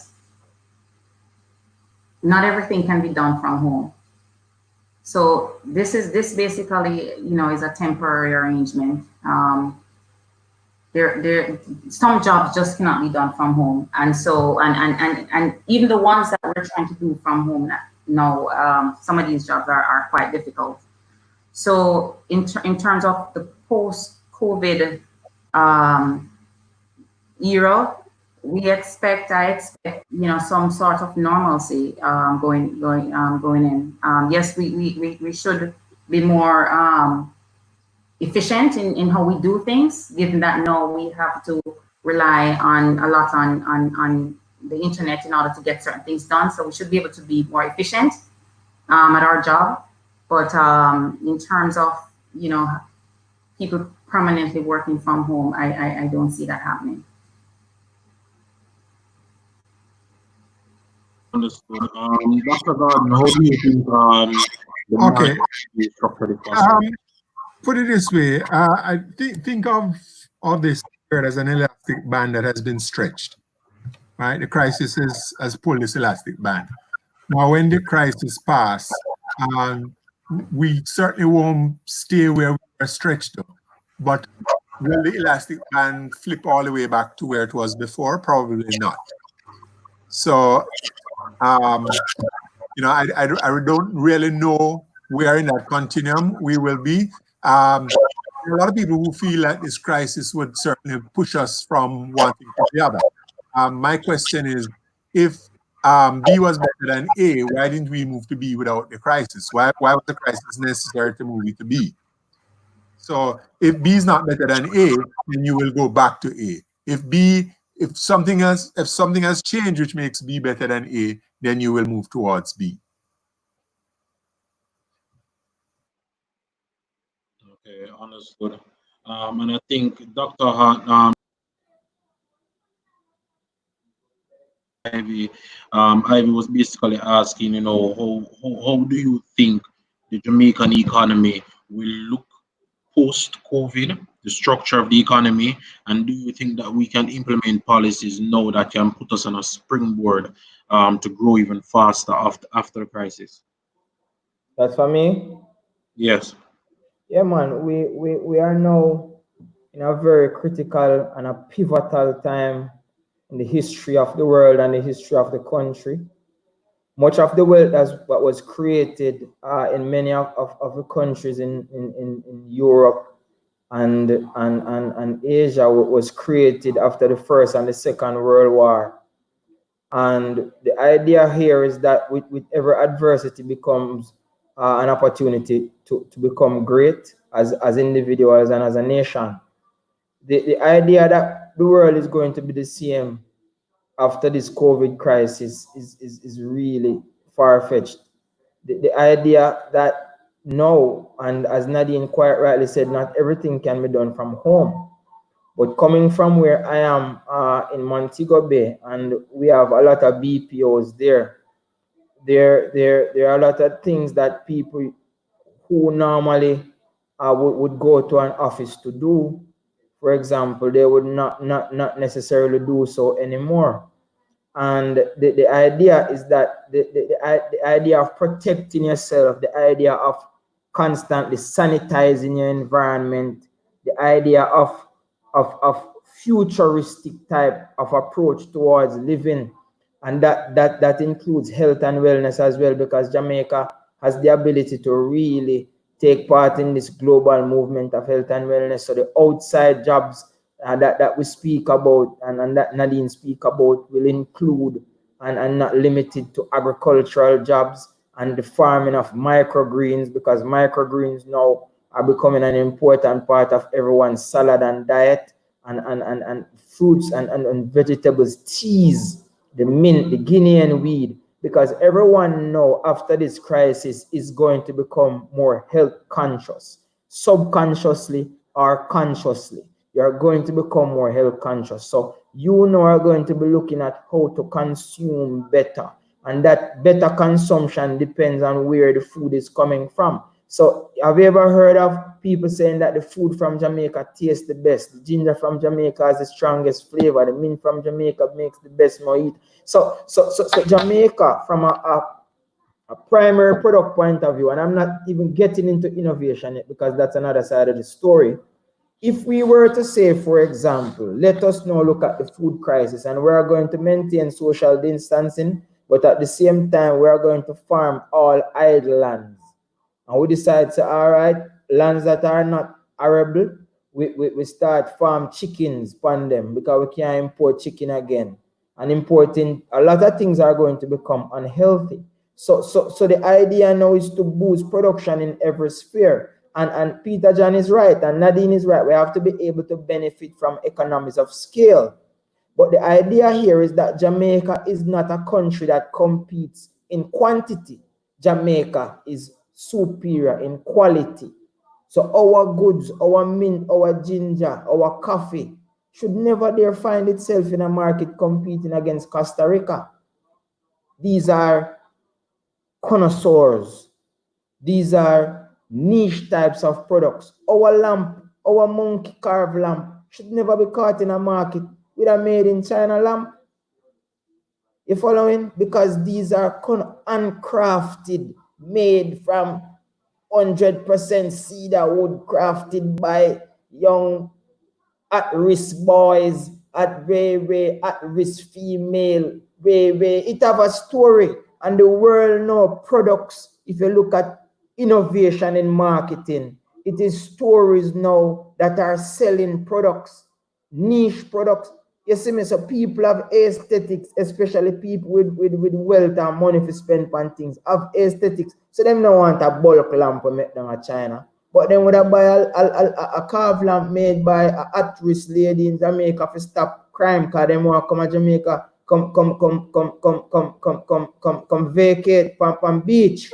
So these are just examples of where the new world is headed and how the university must integrate in an income generating way much of its students through internship type of integrating channels to assist much of these people who lack education and lack know-how. And Jamaica has been waiting for this since inception. Every time I hear people say, so I want to go to university for, so I want to do this for one. And I like them bad mind, but they're expecting us to come and play a real functional role in enhancing one, productivity and the value of what they create, and two, helping them to reach markets that they can't because they don't have the capability to.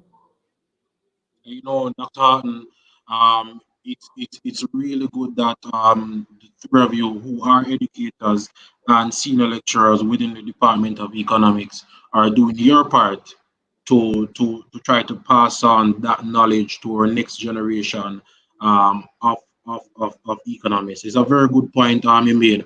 I remember Ivy is always saying that we need to move from banana chips, or making banana chips to microchips, you know. But I just wanted to close off the panel discussion part of it so that we can open up the discussion and take questions from our viewers on the live streams. I know, Dr. Gordon, you made a comment, and a lot of people are wondering about that comment. Jam. So Ivy can take the first question.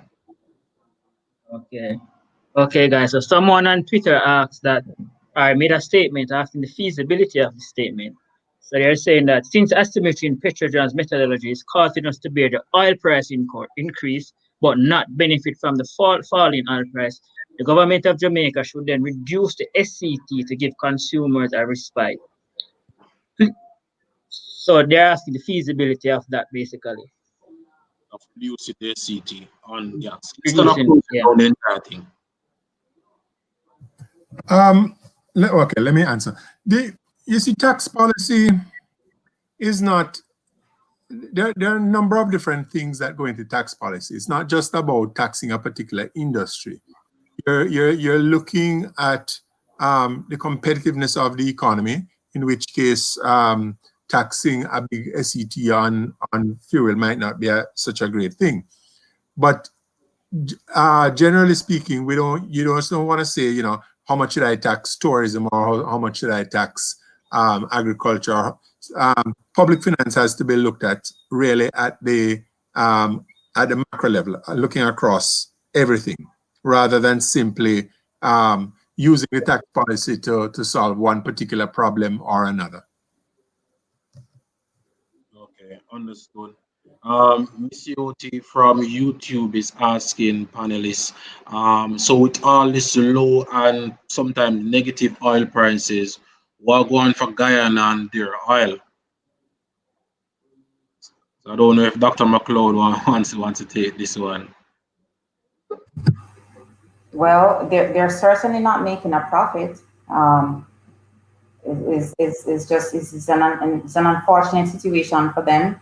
But they're definitely, I mean, they'll have to hang in there until things get better. Okay.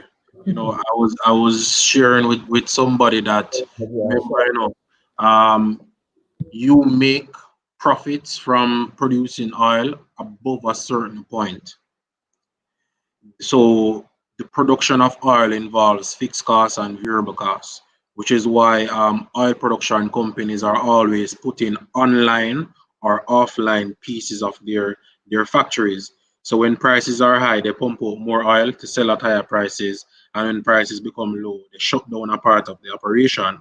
So I guess I haven't heard what's Guyana's price above which they are profitable, but I suspect that this environment will not be the best for them, Miss Yote. So, Dr. Gordon, someone has a question for you. As former head of the FTC, which goes hand in hand with the CAC, do price gouging laws apply to service areas, in particular JPS?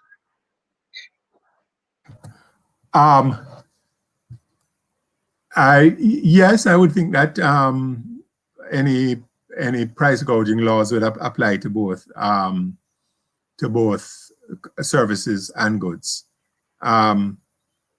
But again, remember, so I'm not going to speak to the law now, right? Because public policy is not all about economics.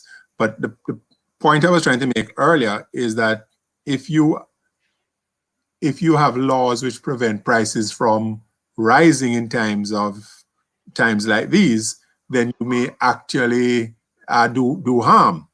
Because why isn't the farmers who would normally be producing for the hotels, why don't they seamlessly transition into the supermarkets? Why does the minister have to come around and say he's going to ban the importation of chicken? It must be that somehow they cannot seamlessly move from supplying hotels to supplying supermarkets. While if you allowed up increase in price, it would probably make that investment worth their while. Okay, so a follow-up question on this. Would it be considered price gouging or the application of economics and the laws of supply and demand? That's for you, Dr. Gordon. Well, the laws of supply and demand would allow prices to rise. Many people, of course, don't really like the idea of paying a price, higher prices, especially in hard times. Somehow there's a notion that it's not fair. But the pricing mechanism also plays a role in signaling where shortages are and where investment should move towards. So if you blunt those price mechanisms, it will show up in shortages. Interesting. So somebody on Twitter is asking Dr. Mcloud.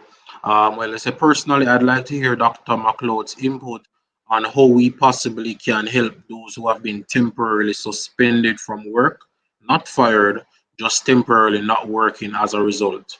So they're home and they have bills. Well, one would think that the rescue package would cover quite a few people. I think based on the size of this shock, it may not be sufficient, and of course limiting the package to people based on their income level is we basically may need to increase that level. But yeah, we have to do everything that we can to help others. We definitely have to do everything that we can to help others, because there's no guarantee that by the end of the year, things will return to normal. And so, my sisters are also laid off. I think sooner or later I'm gonna have to, be sending money. So, but I mean, in terms of, on a larger scale, we definitely may have to revisit that rescue package. Sorry, the viewer had a follow-up question to that. They were asking, a lot of these people have pension plans in place. Is it feasible for some possibility of partial pension payments that have been built up to those who don't have that income now? Well, I think maybe this is related to the news from BOJ that they're asking for a suspension on certain dividends. But this is quite tricky. This is difficult times. I think we all are gonna lose something from this. I mean, hopefully we don't lose our lives, but this is going to be a rough time, and I don't think you're only we're gonna have a lot of winners coming out of this. Some of us won't be able to pay our mortgages. Some of us won't be able to pay car loans. Hopefully we can benefit from moratoriums and so on. But at the same time, there are also some of us who won't be able to access dividends that we would normally live off. And so, hopefully, things basically balance out. So at the end of the day, we're not much worse off than where we were before. But this is challenging. It's extremely difficult. I'm happy to mention that because I got quite a few questions before to make sure that I ask you guys, especially Dr. Gordon, his opinion on the suspension of dividends to deposit taking from deposit taking institutions to shareholders and overall holding companies. What do you think is the potential overall impact of that, Dr. Gordon? Okay. Are you hearing me? I'm not sure if my mic. Yes, I'm hearing you. Okay. If I could just, before going to that, the question was basically, could you get drawdown on your pension now? I think there are laws where that would prohibit that. The person is really asking, could the pension funds be used as a kind of unemployment insurance? There are very specific laws governing how pension funds are used.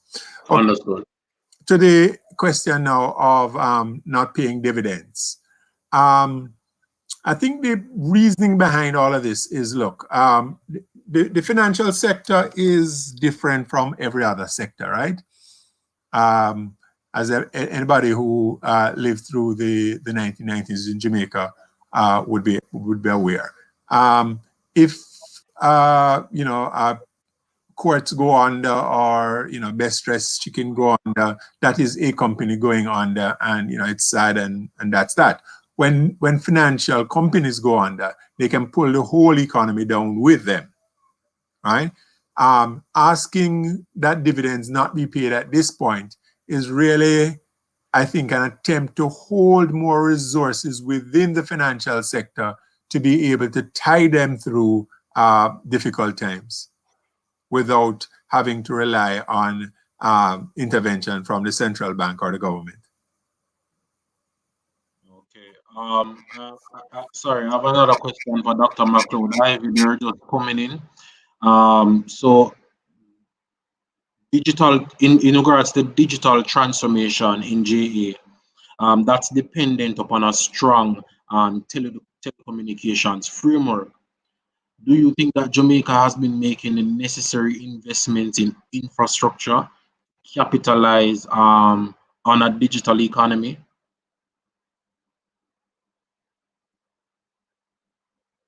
That was for Dr. Mcloud or for me?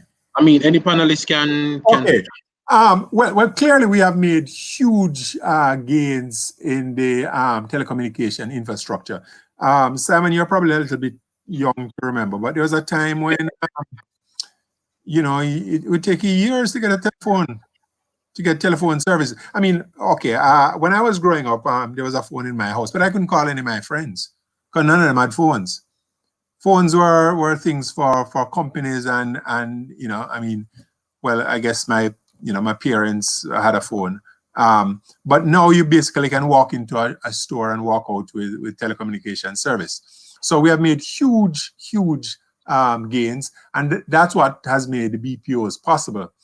What we do know, though, is that the infrastructure isn't sufficiently built out yet. And we know that because now that schools have been forced to go online, we're seeing on TV, primary school teachers, high school teachers, and students complaining that they don't have access. Not all the students have access. So we do still have some way to go, but we have made huge progress over time. Okay, so there's a question coming in. This person said they want to ask the role of inefficiency, corruption, poor work ethic, and how we are going to deal with these issues going forward. But without them, the best of economic policies will not get far. Best economic policies. Essentially, they're asking about inefficiency, corruption, and poor work ethic.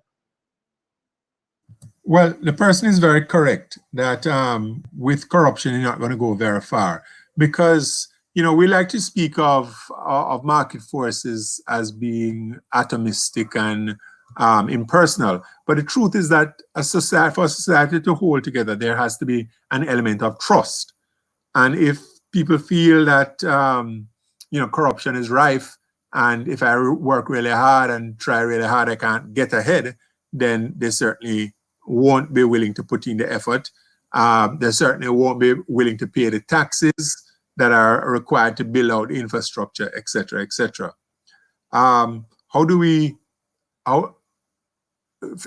Inefficiency and corruption, we have to be very clear too that not everything gets lumped under the same umbrella, because the solution to corruption would be different from the solution to inefficiency. I think we have a tendency that every time something goes wrong, our instinct is that it is corruption. It's not necessarily always corruption. So the very first thing we have to do is be able to clearly identify what is the malady, and then to find what is the appropriate remedy. For corruption, it seems that the more transparent that the society is, the more access to information, the more we are able to hold leaders to account and transact business, especially government business, in the light of day, then the less opportunities there will be for corruption.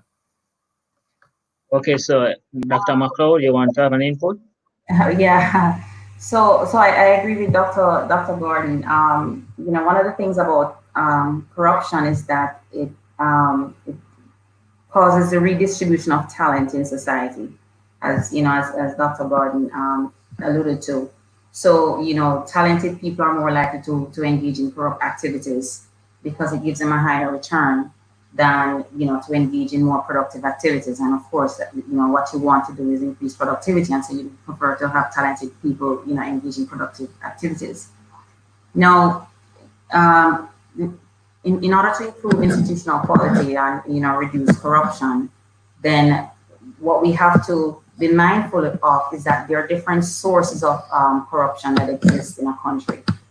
And so there are times when we say, okay, we want to, curb corruption or eliminate corruption, and then we decide to target one particular source. Now, if that source is not the dominant source, then chances are we can end up in a worse situation than before, because as we know, people who engage in corrupt activities have a tendency to substitute one corrupt activity for another. And so in order to reduce corruption, we have to basically launch an all-out assault. And that would entail basically, targeting the dominant channels, of corruption simultaneously, while at the same time, increasing, as Dr. Gordon mentioned, transparency and accountability, and ensure that our system of law and order does act as a checks and balance, for us, so that we can actually hold people accountable. Okay. All right. So we have another question from the Guyanese.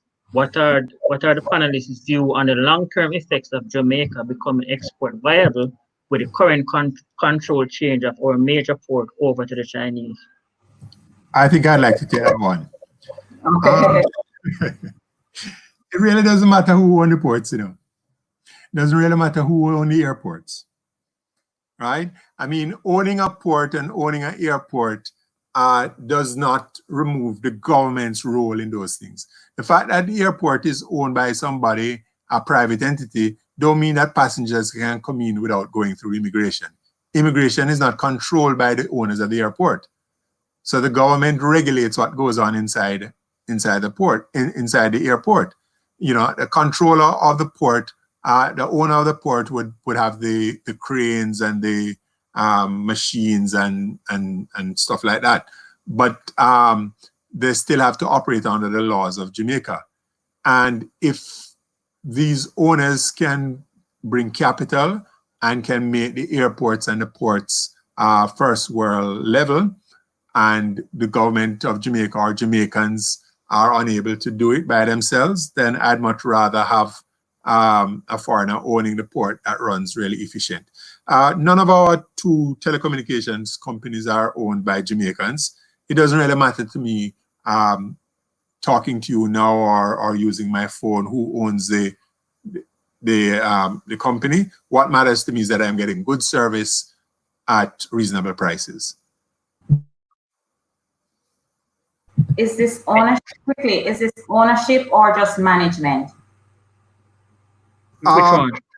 Okay. Well, even ownership, because to have a very modern port requires investment. The investment is not going to be put in by the management, is put in by the ownership.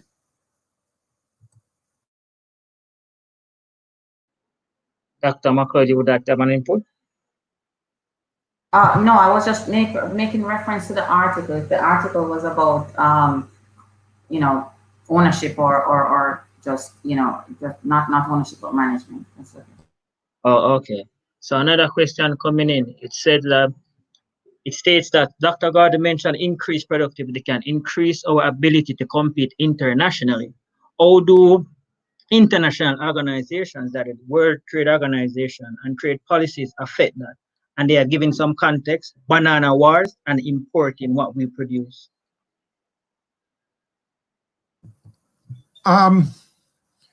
The international organizations really are interested in what are the rules under which trade takes place. But ultimately, it is buyers who decide where they're going to buy from. So if international trade is permitted and foreign goods are allowed in, but Jamaicans prefer Jamaican ginger and the price is good for them, then they'll buy the Jamaican ginger.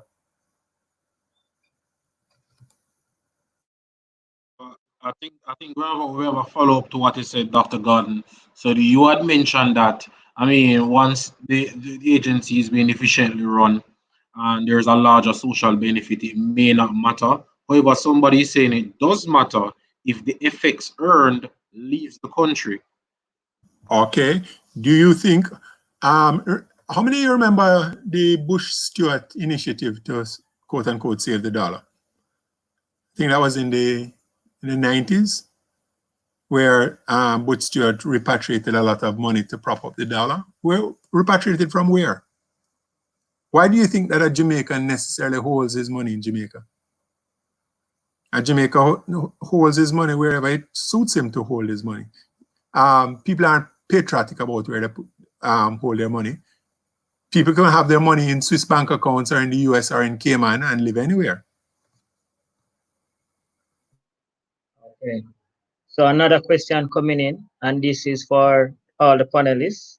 Say the prevalence of COVID is expected to last longer than the economy can further bear. What can we do to start the journey to economic recovery while balancing the safety of our citizens?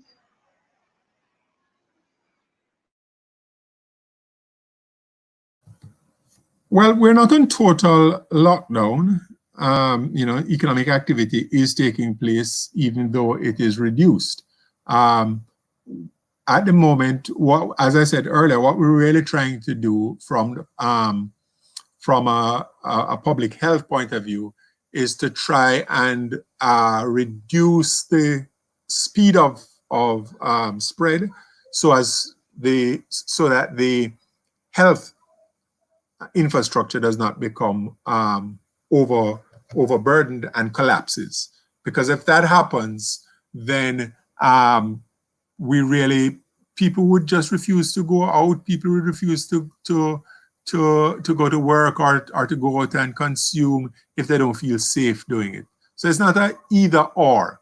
And there's no doubt that it's very likely that the COVID pandemic lasts for a long time. It may come in waves. We may shut down for a while, open up, and then it come back and we shut down again. And that's why I said, like the online teaching, etc., we have to view this and make sure that there's an infrastructure in place for it, not just to deal with now until the end of school. Because sometime in the next school year, we may face the same situation again, and we have to be able to respond. Okay, so I think an IMF question is coming in as it relates to the rapid financing instrument. So the question goes, with the government slated to head back to the IMF for a loan, what does this mean for Jamaica's macroeconomic outlook, particularly in context of the macroeconomic indicators? I think Dr. Haughton would probably want to jump in on this one.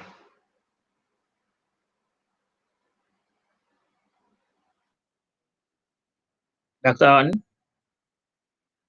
Yeah, man, I'm here.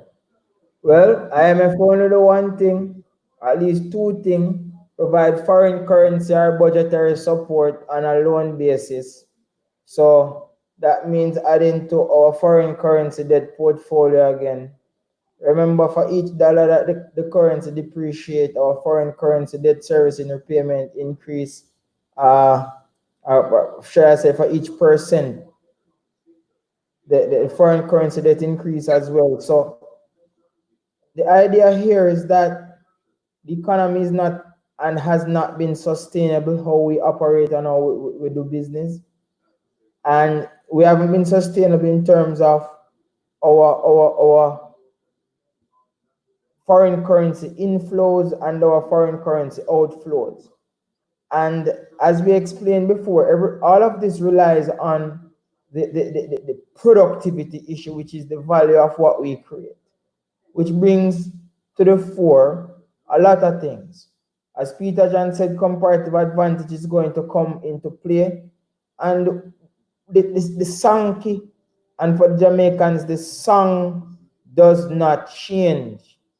The song does not change. And this means that the whole idea is that we have to now look at the cannabis industry as an example, because it gives us more value in agriculture per pound than many other goods. And we have to take productivity serious. We can't just be looking at job creation in the new world, because we realize what job creation has done to us. Job creation has left many of our households without savings, without the necessary 3 months worth of goods. So you're looking at the country's sustainability. Yes, the NIR can purchase more than 3 months worth of imports, but are we liquid enough to buy 3 months worth of imports on the go? So cash flow comes into play. So the idea here is that we have to look at what we have to offer of value, and it will take a continuum, because the portfolio has to be balanced. The portfolio cannot just be goods, and it cannot just be services. It cannot just be agriculture, and it cannot just be BPO. So there has to be an understanding that we want to increase the value of what we produce, and that has to be our aim as a country, as a community, as a city, as an individual. Whatever we do, it's about value creation. And as long as we understand that, then all our decisions and our resources will go towards activities that have been researched to be able to create value. And then it is done on a cost and benefit basis. So we're running a bit over time. We'll just have a few more minutes. What I wanted to each of the panelists to do is just give us your expectation of what where Jamaica's economy will be post COVID. and how we can get to the type of economy that we've always wanted, one with high rates of economic growth. So how do we achieve that? How do we take advantage of opportunities now within this crisis? As all of you have stated, how do we take advantage of these opportunities now from a practical perspective? Dr. Mcloud? So let's start with Dr. Mcloud. And Okay, thanks, Simon. So, as I said earlier on, trade costs are high, and yes, this is an opportune time for us to simultaneously talk about rescue and recovery. And if we're going to be serious about recovery, and being more productive and being more globally competitive, then we have to revisit trade costs. And as I outlined earlier on, it has so many different components. I mean, of course, some of those costs are exogenous to us. We don't have any control over them, right? But then there are others that we can basically discuss with our trading partners and figure out ways in which we can actually bring some of those costs down so that we can have a win-win situation. That is one thing. And another thing, too, is that in order for us to grow more, one of the ways that we can do so is, yes, we have to invest in research and development. We have to encourage innovation. We have to invest in human capital, and we also need to encourage the investment in foreign direct capital, because that is important in trying to help us get further into the future much more quicker. As I said before, many of our trading partners, China, the Asian tigers, they all capitalize on foreign direct investment, and we can still do it. It will provide us with much needed capital. We can actually benefit from some of the positive spillover effects from foreign direct investment, and collectively, just by looking at economic exchange in terms of trade and foreign direct investment and investing in our own, then we can dig our way out of this and become much more better at the end of the day. understood. Solid points. Let's go to Dr. Gunn and then Dr. Haughton to close it off. Okay, thank you very much. What Dr. Mcloud is speaking about, going after foreign direct investment. Usually, the conditions which make foreign direct investment attractive are the same conditions which make local investment attractive. So it's just about fixing the fundamentals. What this crisis is, economists talk about shock. This is really a shock, right? And this is a shock which is external to us. But it has exposed a lot of our weaknesses. So we really should be using the opportunity to look at our society, to look at some of the weaknesses that have been exposed, just how many people really are living on the edge. How can we talk about growth going forward and be inclusive of a larger fraction of people? The sentiment that, I'm Jamaican and therefore I'm more likely to invest in Jamaica or keep my money in Jamaica, that really, if I ask the person who asked that question, would you rather be paid in US dollars or Jamaican dollars? I'm almost sure that they'd say they'd take the US dollars. So I'd ask you, where has your nationalism and your national pride gone?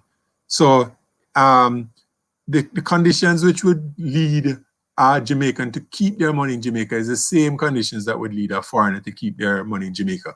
People keep their money where they think it is safe, where it will retain its value, etc. It has nothing to do with a sentiment. Because if my bank account is in Cayman, I can write a check at any minute and spend from it. Thanks, Dr. Gordon. And just to close it up, Dr. Haughton. Yeah, man. The idea here is that there are a myriad of channels and avenues that Jamaica has to improve in order for the country. Let's face it, we have grown at an average rate of 0.7%. The last time we've seen a high growth spurt was in the early 90s. And the issue is that much of our economic expansion is dependent on just bauxite and aluminium and primary production. We have to start thinking about modern worlds, modern technology. I saw a video of a smelter that was made from solar or energy, was using transforming the metal into different gradients, into different this, that. So Jamaica has the ability to improve ourselves by improving and moving goods up the production chain. Nadine is right, because we've had a lot of foreign direct investment in the country, but because our growth has not been as extravagant as those Asian tigers and China and some other countries, even as close as Guyana, there seems to be no positive correlation between the foreign direct investment and GDP growth. Because if this was another country, for example, China, that has received so much foreign direct investment, so much aid, so much attention, then we would have been in a better position. If you look at our stock market is the best performing in the world. And the stock market should be a reference point, an indicator as to the functioning of the real economy. And because it is undercapitalized, it's far from frontier, it is not really showing us how the real economy is moving. The real economy is just not moving. Our stocks are doing well, but the real economy is just there. And the real economy is just there because much of our focus, and it goes back to the ability and the approach of the government, what they put focus on. They put focus on BPO, they put focus on tourism, they put focus on some types of agriculture, but not all, to create value. And I've heard talk about the government not being responsible for growth and productivity. Yes, we know that. But the government has the ability to provide incentives to different industries, similar to how they provide incentives to. So it's an important thing for us to look at. We have the ability to become the leader of the Western Hemisphere in the modern economy, the fourth industrial revolution. And if you think I'm lying, visit Trinidad or one of those other Caribbean countries, and you realize that Jamaica is way ahead in terms of where technology is concerned. We just need to build it out and capitalize on it more. So there is potential, but all in all, our intention as a country, both the individual, the government, and the household, must be centered around how do we create value.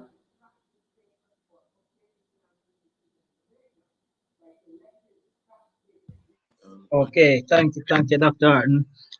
And guys, basically we have come to the close of Stocks on the Rocks for this month, and we will have a survey in the survey to answer. We'd like to just thank Dr. Nadine Mcloud for taking the time out to be here, Dr. Andre Haughton, and Dr. Peter John Gordon. So if you look in the comment section and on Twitter, you'll see some Google Form links for your feedback on the session. And we thank you for all for who actually joined and listened. Many of you guys might have learned some things, and I'll just invite Simon now to just give a close or so. Yeah, man. It was a very informative session. All three PhDs really brought some more context to our local conversation as it pertains to an economic perspective. So it's been really good to have you guys, and we're getting a lot of positive feedback on YouTube and on Twitter. So just thanks a lot, guys. Thanks, Dr. Gordon, Dr. Haughton, and Dr. Mcloud. And thanks to the overall Department of Economics for having such great resources in-house. Thanks, Simon, for having us. All right, guys. Okay, thank you very much. Yeah, bye. Bye.